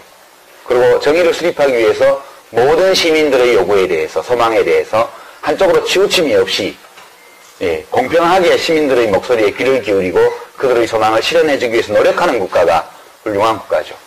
국가를 그렇게 운영하려면 국가 운영을 맡은 사람들이 훌륭해야 돼요. 근데 국가 운영을 맡는 사람은 어디서 만들어지냐면 정당에서 만들어지니까 훌륭한 사람들이 국정을 맡아서 훌륭하게 국가를 운영하도록 하기 위해서는 정치의 주체인, 민주주의 정치의 주체인 정당이 훌륭해야 된다. 근데 우리는 정당이 훌륭하지 않아요. 저는 이제 이런 논리적 연세를 가지고 정당을 훌륭하게 만드는 것이 당장 편은 안 날지 모르지만 국가를 훌륭하게 만들고 시민들이 훌륭한 삶을 살 수 있도록 만들어주는 조건이다. 그렇게 믿고 정말 우리 헌법이 규정한 민주주의를 내부에서 잘 실천하는 정당을 만들어 보려고 10년간 여러 정당의 적을 가지면서 노력을 했었습니다. 근데 성공을 못했죠. 이제 저의 문제는 제가 제기한 문제가 옳아야 돼요, 일단. 제가 성공을 하려면. 그게 우선 옳아야 돼요. 누가 인정하든 말든. 생각해보면 옳은 것 같아요. 아무리 생각해도 그게 옳은 것 같아요. 두 번째, 이제 옳을 뿐만 아니라 사람들이 그게 옳다라고 인정을 해야 돼요. 많은 국민들이. 그게 정말 필요하고 중요하고 옳은 일이라는 거. 어느 정도의 국민들은 그거를 옳다고 인정하기도 하는 것 같아요. 아주 압도적인 숫자는 아니지만. 그러면 이제 그 조건이 하나 더 있는데요. 그것이 옳은 입장이고, 내가 그것을 옳다는 것을 인정한다. 그게 필요하다. 근데 그 일을 하는 사람으로서 당신이 적합해. 그렇게 인정을 받아야 돼요. 제가 성공하려면. 근데 저는 옳다고 생각하지만 옳지 않을 수도 있죠. 이게 다른 게 더 중요할 수도 있습니다. 두 번째, 옳다고 하더라도 사람들이 충분히 그걸 인정 안 했을 수도 있어요. 충분한 숫자가. 세 번째는 옳고 인정을 받았다 하더라도 제가 인정을 못 받았을 수 있죠. 이게 어느 것이든 세 가지 모두를 인정받아야 모두가 성립이 돼야 제가 정치적으로 원래 추구한 목표를 가지고 현실 속에서 성공할 수 있었는데 어느 대목에선가 그게 안 된 것 같아요. 그리고 가장 결정적인 거는 그게 옳고 내가 옳다는 것도 알고 있지만 너 말고 딴 사람이 해. 이거 아닌가 싶은 생각도 많이 들었죠. 그렇다면 내가 아니라고 하는데 자꾸 내가 할 수 있다고 주장하는 것도 예의가 아니잖아요. 그것이 짧은 기간도 아니고 10년의 긴 세월 동안 그 어젠다를 가지고 정치를 했는데 인정을 못 받았다면 그걸 받아들이는 것이 옳겠다. 그러니까 제가 문제를 해결하는 사람으로서 인정을 못 받은 거예요. 문제를 제기하는 사람으로서는 너 같은 놈도 필요해. 그런 인정은 받아들일지 몰라도 너가 문제를 해결은 못할 것 같아. 그렇게 되니까 잘 안 된 거죠. 저는 그렇게 받아들입니다. 그리고 그게 하다가 실패했다고 해서 그게 꼭 나쁜 건 아니잖아요. 옳은 건데 해봤는데 그게 아무리 옳다 하더라도 내가 그걸 할 실력이 있어야 되는데 실력이 미달이면 뜻은 좋으나 영향이 못 미치니까 그러면 그 영향이 미치는 분이 해주겠지. 그렇게 생각하고 저는 이제 마감하고 뒤로 물러나는 것이 옳지 않을까? 네, 그런 생각을 했습니다. 실패한다는 것은 부끄러운 일이 아니라고 저는 생각해요. 실패할 수도 있죠. 예. 그리고 실패했을 때는 또 인정하고 툭툭 털고, 또 제가 그걸 위해서 이 세상에 온 사람은 아니니까, 살다 보니까 그게 매우 중요한 것 같고, 한번 인생을 걸고 해볼 만한 가치가 있는 일인 것 같아서 했는데, 그건 이루어졌을 때 의미가 있는 거잖아요. 근데 이루어지지 않았고, 이루어질 가능성이 별로 안 보이고, 그렇게 잘 안 되는 이유 중에 나의 부족함이 중요한 원인으로 작용했다면, 그러면 그거를 받아들이고, 다른 삶을 찾아보는 것이 괜찮겠다. 왜냐하면 훌륭한 세상, 시민들이 훌륭한 삶을 살 수 있는 세상을 만드는 것이 길이 꼭 정치만 있는 것은 아니기 때문에, 예, 저는 그렇게 생각하고 실패를 인정을 했습니다. 하고 나니까 되게 후련하더라고요. 예. 그렇게 답을 드리고요. 이제 다른 질의응답을 해볼까요? 손 들어주시면 제가, 예. 저는, 민주나 진보 이런 말을 들으면 민주는 왠지 자유롭고 행복하고 이런 느낌이 들고요.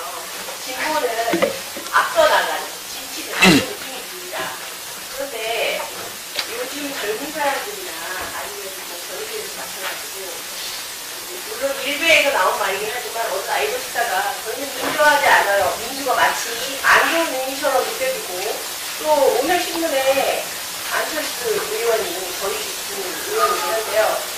시장직 교수가 생각하는 철학과 나랑 다르다. 내가 맡으려는 신당은 진보 신당이 아니다. 그러면 후퇴하는 정치인 그런 공수들 신당을 만들려는 건지, 진보가 마치 나쁜 일을 저지르고 분란을 일으키는 것처럼 그렇게 사람들이 이미지를 각인하고 있는 것 같아요. 그거에 대한 책임감이 혹시 지금까지 진보 정치와 민주 정치를 해왔다는 그 정당 사람들의, 정당 활동인들의 문제가 아니었을까 하는 생각이 들거든요. 그거에 대해서 책임감을 좀. 예. 지금까지 진보 정치를 해온 사람들 책임이죠. 저는 그렇게 생각해요. 기본적으로 어디다 책임을 묻겠습니까? 당사자들이 책임을 져야죠. 근데 이제 조금 동떨어진 얘기 같지만 인문학 강좌니까 좀 인문학적으로 그거를 해석을 하면요. 요즘 이제 개콘에요. 네 가지가 굉장히 인기 코너인데, 거기 갑자기 그 인기 없는 남자가 안 보이고, 이제 벗겨진 남자가 나와서 막 하잖아요. 사람들은 왜 벗겨진 남자를 싫어하는가? 뭐 이렇게 하는데, 그 얘기를 해보죠. 대머리라는 말이 있어요. 난 대머리가 싫어. 그렇게 누군가 얘기를 한다고 치죠. 난 대머리도 좋아. 뭐, 그렇게 말한다고 치죠. 머리카락이 어떤 상태가 대머리예요? 완전 없으면 대머리 맞죠? 우리 보통 머리카락은 10만 개 정도 된다고 그래요. 보통 사람들의 10만 개. 머리카락이 하나도 없으면 대머리인가요? 맞죠? 대머리 맞아요. 그건 뭐 이겨낼 여지가 없어요. 머리카락이 한 개 있으면. 그래도 대머리라 그럴 거예요. 머리카락이 한 개 있는데 대머리라고 안 그러겠어요?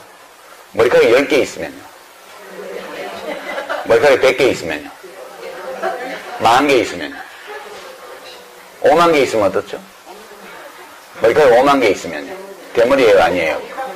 좀 헷갈리죠? 5만 개 있으면 제 생각에는 대머리라고 안 할 것 같아요. 머리카락 2개 있는 자리에 1개씩 고르게 쫙 있으면. 근데 5만 개가 뒤에하고 옆에만 있고, 위에, 앞에하고 위에 하나도 없으면 대머리라고 그럴 거예요. 인간은 언어로 사고해요. 진보라는 것도 단어잖아요. 언어잖아요. 되게 우리가 언어적 개념을 만들 때는 극단적인 형태를 설정하고 만들어요. 아이디얼 타입. 그러니까 전형. 대머리 하면 머리카락이 하나도 없는 게 대머리예요. 그렇지만 머리카락이 좀 있어도 대머리거든요. 그러면 대머리와 대머리 아닌 경계선이 어딜까? 굉장히 모호합니다. 그렇죠. 이게 논리학에서 이게 굉장히 문제가 되는 그런 이슈예요, 이런 게. 우리가 가지고 있는 개념을 믿을 수 있는가? 언어적 개념들을. 그러니까, 진보하면 뭐죠? 그 어떤 진보라는 관념에 부합하는 어떤 아이디얼 타입이 있을 거예요. 프로토타입. 그러니까 전형, 원형. 근데 실제 그런 진보는 현실 속에 존재하지 않아요. 보수, 그것도 있을 거예요, 아마. 우리가 보수하면 떠올리는 어떤 이상형, 이상적인 게. 근데 실제로 누가 그게 딱 맞는 보수 인사가 있을까? 그렇지 않을 거예요. 100가지 이슈가 있으면 100가지 이슈에 대한 자기 나름의 판단이 있고, 그 중에 그 보수의 우리가 원형, 전형으로 얘기하는 거, 진보의 원형, 전형으로 얘기하는 게 100가지 구분법이 있다고 생각해봐요. 보수는 뭐 사형제 찬성, 진보는 반대. 보수는 해외 파병 찬성, 진보는 반대. 보수는 비정규직 찬성, 진보는 반대. 이렇게 나눴다 안 났다고 생각을 해봐요. 그러고 나서 그 100가지 문항을 질문을 쭉 해요. 100개 다 어느 한쪽으로만 답하는 사람이 있을까요? 그러면 보수로 분류되는 답변 100가지 중에 10가지 빼고 다 보수 쪽으로 답했다면 보수예요? 보수 맞다고 그럴 거예요. 49개는 어때요? 그러니까 우리가 언어로 사고를 하기 때문에. 근데 노동중심의 진보정당이라고 얘기를 할 때 최장집 교수가 생각하는 게 있어요. 그 노동중심의 진보정당 할 때 안철수 의원이 생각하는 게 있어요. 두 개가 똑같지 않아요. 우리는 이렇게 똑같은 단어를 사용하지만 되게 그 언어적 개념으로 사고를 하기 때문에 같지 않은 거예요. 사실 우리가 어떻게 보면 같지 않은 걸 가지고 계속 다투는 거예요. 그러니까 이거는 어떻게 보면 해결할 수 없는 문제라는 느낌도 좀 들어요. 그래서 이 문제에 관해서는 지나치게 그것을 확실하게 개념 규정하고 나누려고 하지 말았으면 좋겠다. 저는 그렇게 생각합니다. 되게 이제 진보 쪽에 속한 분들일수록 되게 똑똑하잖아요. 왜 그러냐 하면 보수는 하던 대로 하는 게 보수예요. 그러니까 물리학의 관성의 법칙이요. 머무르고 있는 것은, 멈추고 있는 것은 계속 멈추어 있으려 하고, 어느 방향으로 움직이는 것은 계속 그 방향으로 움직이려고 한다. 이게 관성의 법칙이잖아요. 보수주의라는 것은 그냥 관성의 법칙을 따르는 거예요. 하던 대로 하는 거예요. 이거는 생물학적으로는 어떤 의미가 있냐 하면 진화적으로 오랫동안 축적된 행위 양식대로 행동하는 걸 말하는 거예요. 누가 우리 가족을 죽이면 나도 그놈을 죽이는 거. 이게 굉장히 자연스러운 거예요. 수백만 년 동안 그렇게 살아왔어요. 국가가 이 복수를 대행해주기 시작한 거는 얼마 안 된 일이라고요. 몇천 년 안 돼요. 그러니까 수십만 년의 진화 과정 속에서 누가 나를 죽이면 나도 그놈을 죽이는 게 우리들의 행동 양식이었는데 진화적으로 익숙한 행동 양식이에요. 근데 이걸 내가 죽이지도 않고 국가가 대행해준다? 이건 매우 새로운 거예요. 심지어는 국가가 대행도 하지 마라. 이제는 복수를 하지 마라. 복수를 하되 그 복수가 똑같은 형식으로 죽이는 식의 복수가 아니고 그냥 가다 놓고 내가 낸 세금으로 밥 주고, 이거는 너무너무 이상한 거예요. 이거는 예? 너무너무 이상한 거라고. 우리의 본능, 우리가 획득해 있는 진화적 본능에 맞지를 않아요. 진보는 거슬러 가는 거거든요. 오래 축적되어 온, 진화 과정에서 축적되어 온 익숙한 사고방식과 행위 양식을 변화를 주는 게 진보예요. 그 진보는 관성의 법칙을 이겨내려면, 멈추고 있는 것을 움직이게 하려면, 이 방향으로 움직이는 것을 멈추게 하려면, 또는 이 방향으로 움직이는 것을 방향을 틀게 하려면 뭔가 작용을 가해야 되고, 작용을 가하기 위해서는 작용을 가하기 위한 목표가 있어야 돼요. 우리들의 생각 속에. 진보는 똑똑하다고요. 보수는 별로 생각할 필요가 없어요. 그냥 기분대로 하면 돼요. 그러니까 이렇게 되다 보니까 진보 쪽은 되게 까다롭다고요. 소고기 등급 심사하듯이 1등급 소고기, 2등급 소고기 하듯이 명품 진보, 짝퉁 진보 이렇게 나누려고 그러고. 근데 우리는 진보를 위해서 태어난 사람들이 아니잖아요. 우리가 어떤 문제에 대해 생각할 때 이것이 옳으냐, 옳지 않으냐 그렇게 판단하는 게 맞죠. 이게 보수냐, 진보냐. 보수는 어때요? 내 마음속에 그게 옳다고 생각되면 좋은 거죠. 보수 진보를 위해서 우리가 존재하는 게 아니고 우리들의 좋은 삶을 위해서 보수도 있고 진보도 있는 거라고요. 어떤 잣대를 댈 때 진보가 하는 거면 옳고 보수가 하는 거면 틀렸다 이거 아니라고 봐요. 우리들 각자는 옳고 그름에 대한 윤리적 직관을 가지고 있다고요. 근데 어디 노동조합에서 큰 회사 노동조합에서 무슨 장기건속하고 퇴직한 자녀에게 신입사원 선발할 때 가산점을 준다. 이거에 진보 보수를 댈 이유가 있어요? 그냥 그건 들으면 기분이 나쁘잖아요. 우리들의 직관이 그건 옳지 않아라고 말을 해요. 이 윤리적 직관은 문명이 준 게 아니에요. 평등, 정의, 자유에 대한 윤리적 직관이라는 것은 우리가 생물학적으로 획득한 본능이라고요. 3살짜리 애들도 다른 애들은 사과를 2개 주고 자기를 1개를 주고 화를 내요. 식탁에서 다른 애들은 등받이 있는 의자를 주고 자기는 등받이 없는 나무 의자를 주면 화를 낸다고요. 그게 어디서 왔느냐? 평등에 대한, 그러니까 이유 없는 차별에 대한 분노, 이런 것들은 우리가 획득한 자연적 본능이에요. 이게 되게 그런 종류의, 그러니까 똑같이 자동차 타이어를 문짝을 조립하는데 왼쪽 문짝 조립하는 정규직은 6천만 원 주고 1년에 오른쪽 문짝 조립하는 비정규직 사내 하청은 3천만 원 준다. 그 얘기를 듣는 순간 기분이 나쁘다고요. 그러니까 그런 것은 진보 보수를 따질 필요, 그런 논리적인 잣대를 댈 것 없이 우리들의 직관이 바로 얘기를 해요. 이제 칸트 같은 철학자가 그걸 가장 잘 지적을 해냈죠. 사람은 경험하지 않고도 자연이 명하는 이성의 법칙을 찾을 수 있다고 얘기를 했어요. 정언명령. 1번이 내가 스스로 세운 행위의 준칙에 따라 행동하되 그 준칙이 보편적 법칙이 될 수 있다고 주장할 수 있는 준칙이어야 한다. 그런 거죠. 두 번째는 나 자신이든 타인이든 사람을 언제나 한결같이 목적으로 대하라. 수단으로 삼지 말라는 거예요. 칸트는 이 정언명령 두 가지를 인간이 경험의 도움을 받지 않고도 순전히 이성의 힘만으로 이 인식에 도달할 수 있다고 주장을 했는데 그걸 달리 쉽게 표현하면 그것이 우리의 윤리적 직관이라고요. 생물학적으로 취득한. 안 가르쳐도 알아요. 그걸 칸트는 되게 어렵게 얘기해놨고 그 책을 읽으면서 이 얘기를 하는데 왜 시간과 공간에 대한 개념 규정부터 하지? 그래갖고 막 700페이지, 800페이지가 나가야 그 얘기가 나와요. 칸트는 대단한 천재니까 그런 거고 우리 같은 범인들은 그냥 그렇게 생각하면 돼요. 옳고 그러면 그냥 알 수 있다. 대부분의 경우에. 그러니까 저는 기자분들이 그렇게 그냥 뭐 말에 좀 차이가 나면 그거 가지고 막 진짜 깍두기 한 접시 나오면 한정식 한 상을 차리는 식으로 기사들을 쓰잖아요. 그런 것들이 인간 사회를 어지럽게 만드는 원인이다. 그리고 이제 특히 진보주의를 좋아하는 분들일수록 그게 강해요. 자꾸 쪼개보려는 거예요. 공통점을 찾기보다는 차이를 찾으려고 그러죠. 그 분위기로 가면 안철수 신당도 잘 안 될 거라고 저는 생각하죠. 그게 뭐 중요한가요, 그게? 그렇게? 네. 이 시대에 옳지 않은 것이 많다면, 우리 생각에. 그러면 그 옳지 않은 것들을 바로잡고, 옳은 것으로 가려는 그런 의제, 이슈, 정책, 그리고 그 옳은 것들을 할 수 있을 것으로 여기지는 자격을 가진 사람들을 불러 모으고, 그렇게 해서 정당을 하면 그냥 되는 거죠. 예. 네. 근데 이게 정답인데, 인간은 정답을 알아도, 예, 그 정답대로 하기에는 너무나 문제가 많은 존재이기 때문에 잘 되진 않겠죠. 인간 그 자체가 문제라는 거죠. 예. 그렇게 좀 애둘러서 답변을 드립니다. 예. 제가 정부의 입장으로, 국가의 입장으로 좀 보는데요.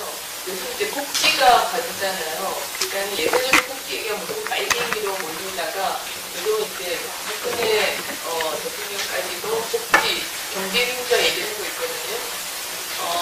근데 어쨌든 보건복지부 장관을 하셨는데요. 이 시간에 그냥 제가 보건복지부 장관 때 하신 여러 가지 일들에 대한 깔때기를 좀 하실 시간도 좀 드리고 싶고요. 오해도 많은 것 같아요.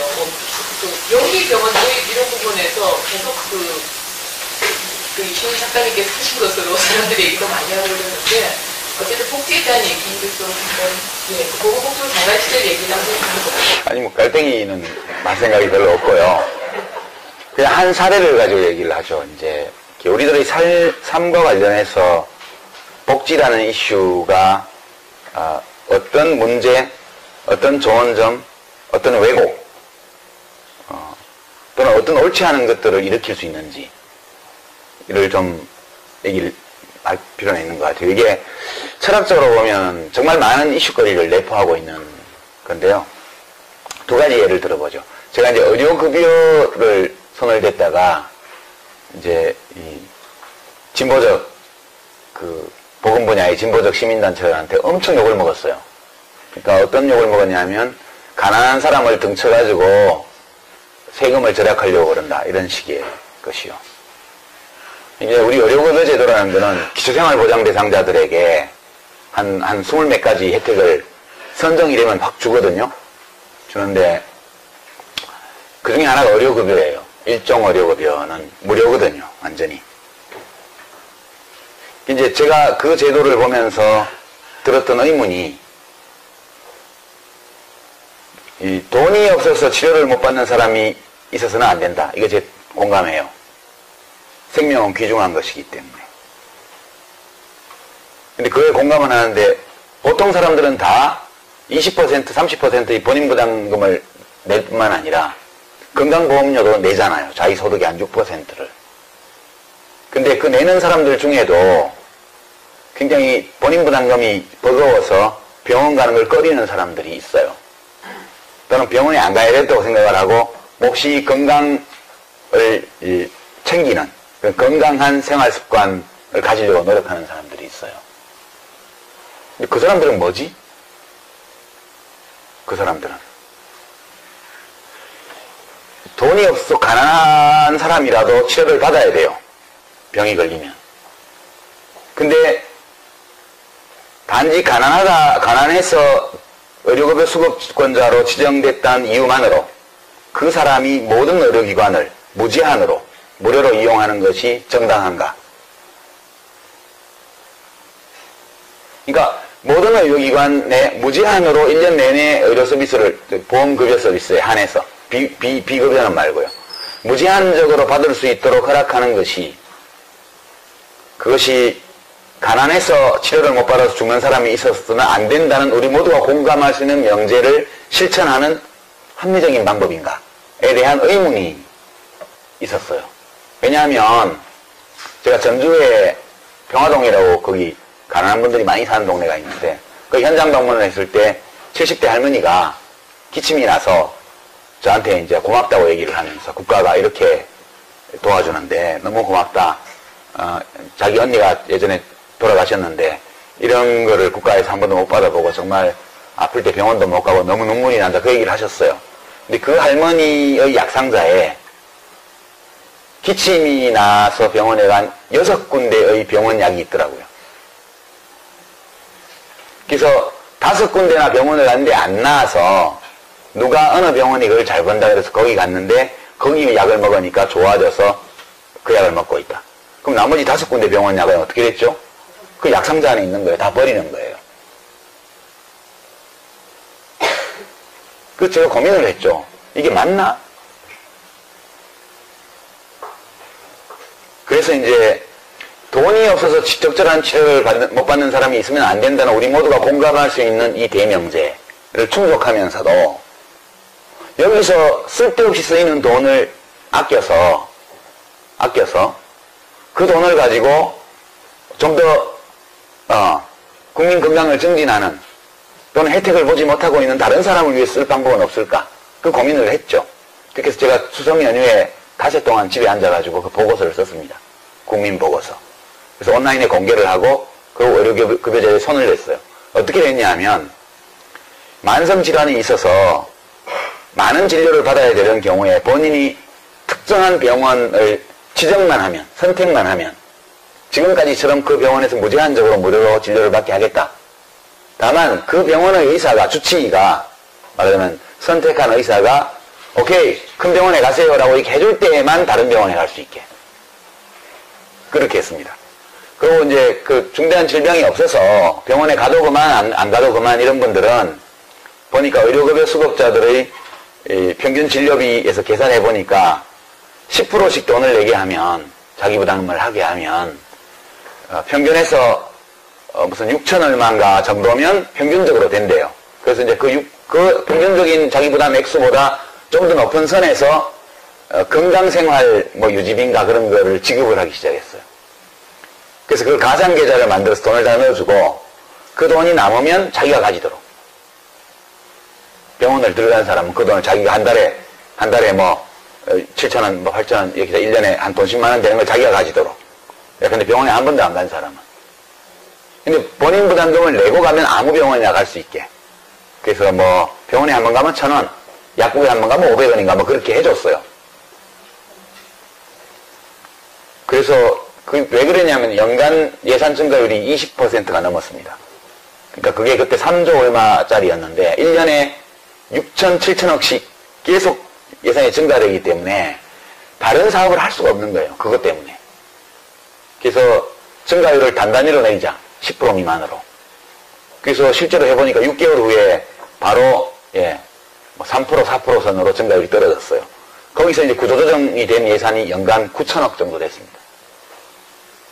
그래서 그 돈 가지고 이제 뭐 많이 했죠, 이것저것. 그 돈 가지고 뭐 임산부 필수검사 이런 것도 하고 5세 이하 아동들 입원 진료 무료화하는 것도 하고 이것저것 많이 했어요. 엄청난 항의를 받았죠, 제가. 시민단체 분들이 오셔가지고 나쁜 사람이라고 그랬어요, 저보고. 그래서 좋다, 당신은 기아들은 그 보건 분야에서만 시민단체를 하니까 아픈 사람만 눈에 보일 거다.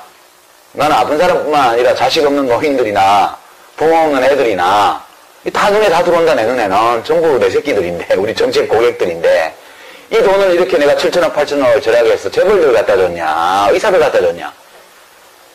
당신들은 욕하려면 욕해라. 나는 내 마음대로 하겠다. 결국 그렇게 이제 간담회가 끝났고요. 험악했죠, 분위기가.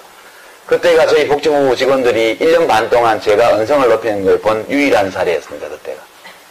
하다가 안 돼서 마음대로 해라. 당신들은 나가서 성명을 내든 뭐를 하든 난 내 마음대로 하겠다. 그래서 결국 제가 최악의 보건복지부 장관 상이라는 걸 200개 단체에서 200여 개 시민단체가 합동으로 준 상을 제가 받았어요. 철학적으로 다툴 여지가 많은 이슈였어요, 그게.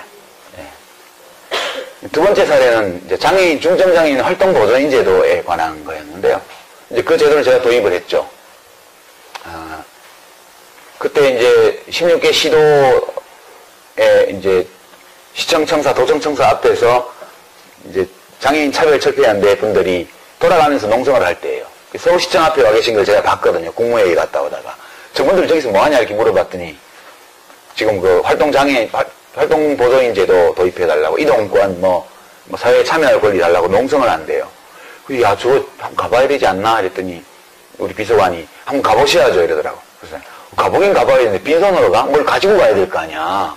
빈손으로 가서 그럼 뭐라고 그러냐고 가가지고, 그랬더니, 우리 과장 하나가, 장관님, 방법이 있습니다. 이러는 거예요.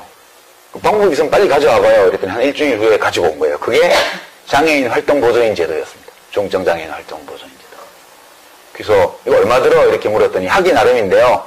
세게 하면 몇 조 원 들고요. 좀 약하게 하면 한 1,000억 원 정도면 시작할 수 있습니다. 이러더라고. 근데 돈이 1,000억 원이 그게 장난이 아닌데, 그게 돈은 내가 만들 테니까 어쨌든 기획안이나 가지고 와봐. 이렇게 해서 도입한 게 중증장애인 활동보조인 제도예요. 근데 그 제도가 하루에 8시간을 기본으로 쓰게 하고요. 왜냐하면 취지가 사회 속으로 통합돼 들어가려면 혼자서 보행을 못하는 분들은 누가 도와줘야 된다. 그래서 출근도 하고 퇴근도 하고 할 거 아니냐. 엄마들도 장애아동, 중증장애아동 키우는 엄마들도 그 도우미가 있어야 장애인 학교 보낼 때 보내고 자기도 어디 가서 커피라도 한 잔 먹든가, 무슨 집안 청소라도 하든가, 라디오로 듣든가 할 거 아니에요. 그래서 이제 그 제도를 8시간을 기본으로 하고, 특별하게 사유가 인정되는 경우 16시간까지 가능하도록 하고, 단가를 시간당 7,000원 그때 해줬습니다. 2006년도에. 엄청 세게 해줬죠.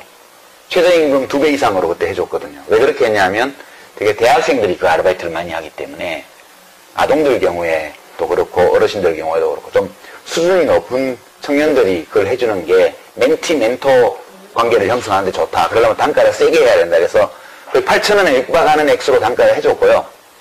예산을 거기 맞춰서 편성을 해주고, 그리고 본인 부담을 10%를 시켰습니다. 왜냐하면 공짜로 하면 그냥 쓰게 되니까, 그러면 온갖 일에 다 쓰게 될 거다. 그러지 말고 차분차분히 필요한 사람만 쓰도록 하고, 그 대신 본인 부담금을 할 돈이 있어야 되는데 중증장애인들은 소득이 없는 경우가 많기 때문에 그때 5만 얼마 하던 중증장애인 생활보조수당을 15만 원인가로 인상을 해줬어요. 그 돈 가지고 쓰시라고. 그렇게 맞춰가지고 그걸 한 거거든요. 근데 이제 저희 아파트 단지 옆에 동네 공원에 한 달 동안 천막을 치고 그분들이 농성을 했어요. 저희 집 베란다 큰 유리창도 깨지고. 아침에 이제 출근 시간에 밀고 들어가지고 경비 아저씨들이 이거 하고 있으면 저는 6시 넘으면 일찍 출근해버리고 저희 아들은 그 밑으로 학교 다니고 그렇게 했는데요. 그분들이 농성한 이유가 이거였어요. 시간 제한 없애라. 24시간 쓸 수 있게 해달라. 본인 부담 없애라. 그리고 등급 없애라. 왜냐면 그게 1등급, 2등급, 장애 등급 1, 2급에만 중증장애인만 해준 거니까요. 그래서 싸움 시작이 됐는데 한 달 동안 농성을 했고 저희 과장한테 아무 약속도 해주지 말라고 그랬습니다. 제가 거기 가서. 근데 이 공무원들은 장관 집 옆에서 그걸 하고 있으니까 경찰차와 있고 맨날 그래서 제가 경찰 다 철수시켰죠. 경찰 오지 마라. 저분들 뭐 그렇게 하는 사람들 아니다. 그런데 워낙 장관이 면이 깎인다고 생각했는지 과장이 가서 뭐 전향적으로 검토해보겠다 이런 약속을 해서 농성을 해산을 시킨 거예요. 그 더운데 그러고 있으니까. 그러니까 이제 나중에 장관이 시건을 했다, 약속을 위반했다고 저를 엄청 공격을 했는데요. 그때 제가 고민했던 게 그런 거예요. 만약 등급 구분을 없애고 모든 장애인, 등록 장애인에게 그거를 해주고 자기가 필요하다고 판단하는 사람에게 24시간 붙여주고 그리고 본인 부담이 없이 무료로 쓰게 한다면 예산이 얼마 들까? 물어봤더니 한 3조 원 든다고 그러더라고요. 시뮬레이션 해보니까. 그러면 공급이 될까?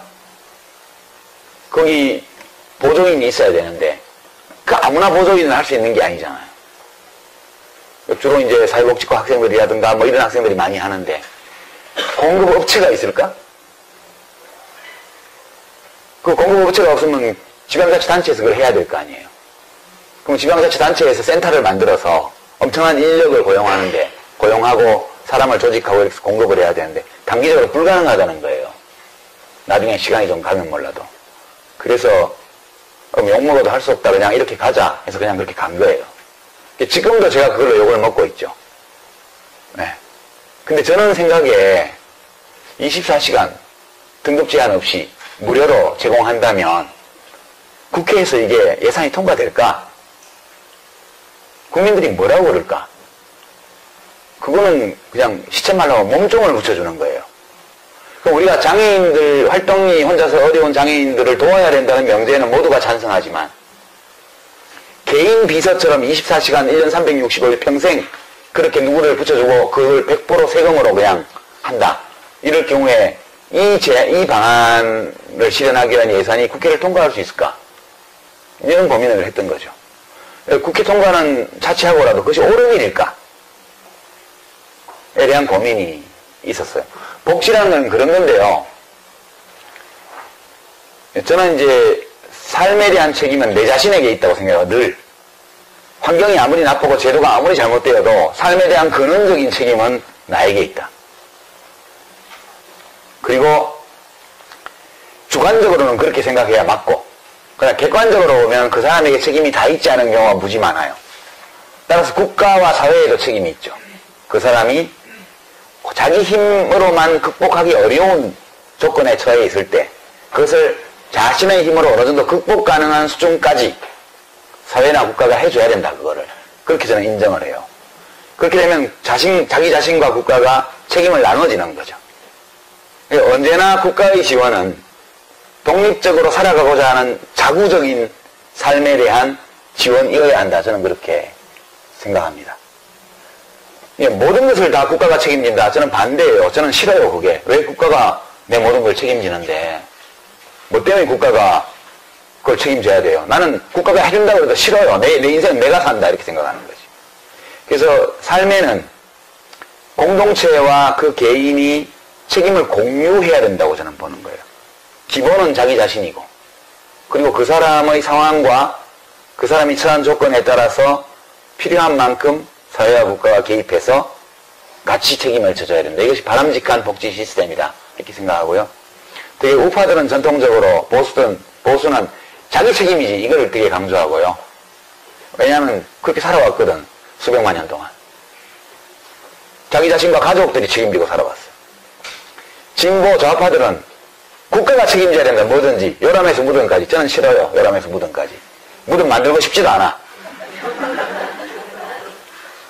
그러니까 좋은 것은 그 양극단 어느 중간에 있는 거겠죠. 그게 무게중심이 어디까지 가야 될지는 사람들의 생각이 달린 거예요. 근데 우리가 진보 보수하면 되게 이념형을 많이 생각하기 때문에 최대한의 국가 책임, 이게 진보의 전유물인 것처럼 주장인 것처럼 보이고 최대한의 개인 책임, 이게 보수의 전유물인 것처럼 보이는데 박근혜 대통령이 거기서 좀 벗어났단 말이에요. 국가도 책임이 있어. 이렇게 왔고.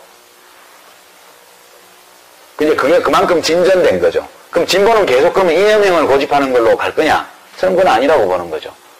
사람들이요, 적당하다고 생각하는 게 있는 것 같아요. 그게 논리적인 게 아니고 직관적인 거예요. 예를 들어 여러분들 고용보험, 건강보험, 국민연금 다 반씩 내죠, 직장인들은. 사용자가 반 내고 자기가 반 내잖아요. 그쵸? 왜 반일까요?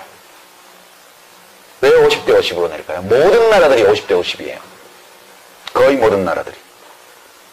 거기에 어떤 이론적 근거가 있을까요? 철학적 근거가 있을까요?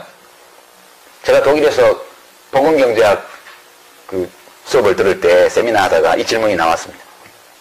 제가 질문을 했어요. 비스마르크가 최초의 사회보험을, 인류 역사상 최초의 국가사회보험을 도입할 때 그 사람은 엄청난 독재자 아니에요. 박정희 대통령이 완전히 숭앙하던 인물이에요. 비스마르크, 철혈제상, 전쟁, 독재, 부국간병 그거 했던 사람이에요. 그 사람이 인류 역사상 최초의 국가사회보험을 도입했어요. 그때 반반으로 했대요. 반반으로. 그래서 제가 질문했더니 교수도 가만 생각하더니 그거 잘 모르겠는데 알아보고 다음 시간에 얘기해 줄게. 그러고 갔어요. 그 다음 주에 왔는데 아무리 찾아봐도 50대 50으로 된 정당하다는 이론서나 이런 거 아무것도 없대요. 논문도 없고. 왜 50대 50으로 됐어? 그러니까 야 이거 노동자들 보고 다 내라 그러면 그리고 사용자도 좀 내야지. 얼마씩 낼까? 각하 반반씩 내는 게 어떻겠습니까? 그래 그게 좋겠네. 그래가지고 반반씩 냈다는 거예요. 독일에서 그렇게 내고 나니까 다 그렇게 따라간 거예요. 이게 직관이거든요. 직관. 노동자들 안 그래도 월급 적은데 그 보험료를 지 혼자 내라 그러면 너무 힘들지 않아? 그러니까 이제 일 시키는 회사에서도 내야지. 얼마 내야 되지? 거기 무슨 철학적 이론적 논증이 있을 수 있겠어요. 반반씩 내. 그게 우리 직관이거든요. 함께 책임을 져야 된다면 일단 반반이 기본이에요. 반땅. 그것이 우리 윤리적 직관인데 저는 진보 쪽에서 이 문제를 좀 생각해 봤으면 좋겠다는 거예요. 너무 이론적으로 많이 가 있어서 이 공무원들은 지침이 없으면 밥숟가락을 못 들고요. 숟가락 들어 지침 내려면 들었다가 내려 없으면 그냥 들고 있는 거예요. 네? 진보는 이론이 없으면 숟가락을 못 내려요. 또 일단 들었다면 계속 들고 가는 거예요. 우리 마음을 들여다보면 자연스러운 감정이 있어요. 사람들이 보편적으로 공감할 만한 이 기반을 놓쳤기 때문에 저는 우리 진보 정치가 이렇게 어려워졌다. 그런 면이 무지하게 많다. 그렇게 저는 생각을 합니다. 이야기가 엇길로 많이 갔는데요. 예.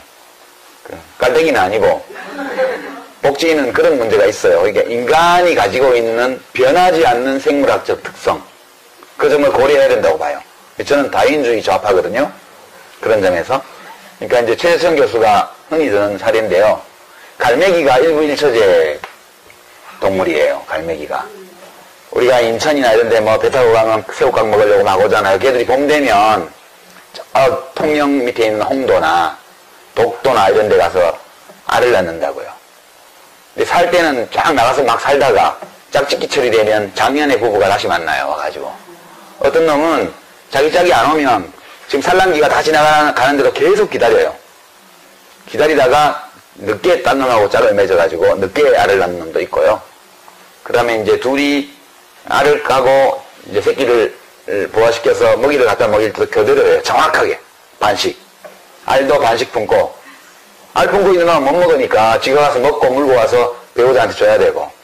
새끼가 깨면 하나는 새끼를 지키고 다른 하나는 먹이를 구하러 나가야 돼요. 그렇게 평등한 일부일처를 하는 새입니다. 근데 만약에요. 갈매기 세상에 공공보육제도가 도입됐다고 가정합니다. 부모가 새끼를 내버리고 가면 누군가가 키워준다. 그러면 다 새끼를 버리고 할 거라는 거예요. 대부분 다. 그게 생물학적 특성이거든요. 안 변하는. 그렇게 생존해 왔기 때문에. 그리고 별남이지만 그 갈매기들이 이혼도 한대요. 갈매기들이 한 3분의 1점 이혼한대요. 새 짝을 낳는데요. 그 다음에. 근데 어떤 갈매기들이 이혼하나 이렇게 봤더니 그 알 품고 새끼 먹일 때 임무교대 하잖아요. 반씩. 그때 임무교대 시간이 오래 걸리는 커플들이 해야 된대요. 그 알콩고인들 가만히 있으면 교대해야 될 시간인데 교대 안 해주면 막 꽉꽉꽉꽉꽉꽉 끓이면서 다닌다는 거예요, 옆에. 그럼 마지못해 또 이놈이 일어나가지고 이제 또 나가면 진 또 알콩고 있으면 편하잖아요. 나가면 천적도 만날 수 있고 고달픈데. 그래서 임무교대가 원활하게 이루어지는 커플은 다음 해에 또 만나고, 임무교대가 시끄럽고 오래 걸리는 커플은 깨질 확률이 엄청 높다는 거예요. 그것도 생물학적 특성이거든요. 그게 성선택이에요, 성선택. 여러분들 같으면 누가 교대 시간 됐는데 남편이 알만 품고 앉아서 안 나가고 있으면 그 남편 또 살겠어요? 깔끔하게 오면 얼른 야, 12시간 됐나 안 됐나 안 보고 그냥 대충 마누라 믿고 마누라 왔구나 그럼 내가 얼른 나가야지. 이런 남편이 좋은 남편 아니에요. 그러니까 인간은 아주 고등동물이고 지성적인 존재이지만 프로이트가 말한 이드, 우리 뇌 구조에서 보면은 이 변연계와 뇌간, 그러니까 뇌의 1층과 지하실에는 그런 욕망, 충동, 이기심 이런 것들이 지배하는 공간이 있단 말이에요. 이것이 변하기에는 역사의 시간이 너무 짧아서 안 변해요. 복지정책을 할 때에도 그 점을 염두에 둬야 된다고 저는 보는 거예요. 그러니까 의료급여를 무제한적으로 풀어놓으면 사람들이 그 나쁜 게 아니에요. 그 사람 입장에서 보게 되면 병원을 계속 다니는 게 합리적이에요. 무제하게. 그 사람이 특별히 나빠서 그런 게 아니고. 예, 그런 제가 다윈주의 좌파로서 가지고 있는 생각의 특성이 제가 장관을 할 때 그 정책들이 반영이 됐어요. 약간 불신하는 거죠, 사람을 어떻게 보면. 그 어떤 공무원은 저보고 장관님은 사람을 약간 불신하는 것 같아요. 그렇게 얘기를 하더라고요. 불신해. 사람을 신뢰한다는 것은 그냥 사람들이 다 훌륭하게 행동할 것이다. 이렇게 믿는 것이 사람을 신뢰하는 게 아니야. 사람을 신뢰한다는 것은 조건이 잘 만들어지면 훌륭한 행동을 할 수 있는 존재다. 이렇게 믿는 것이 사람을 신뢰하는 것이지 무작정 사람을 신뢰하지는 않아 나는. 그렇게 얘기를 하곤 했습니다. 인문학 시간이니까요. 인문학적으로 깔때기를 드렸습니다.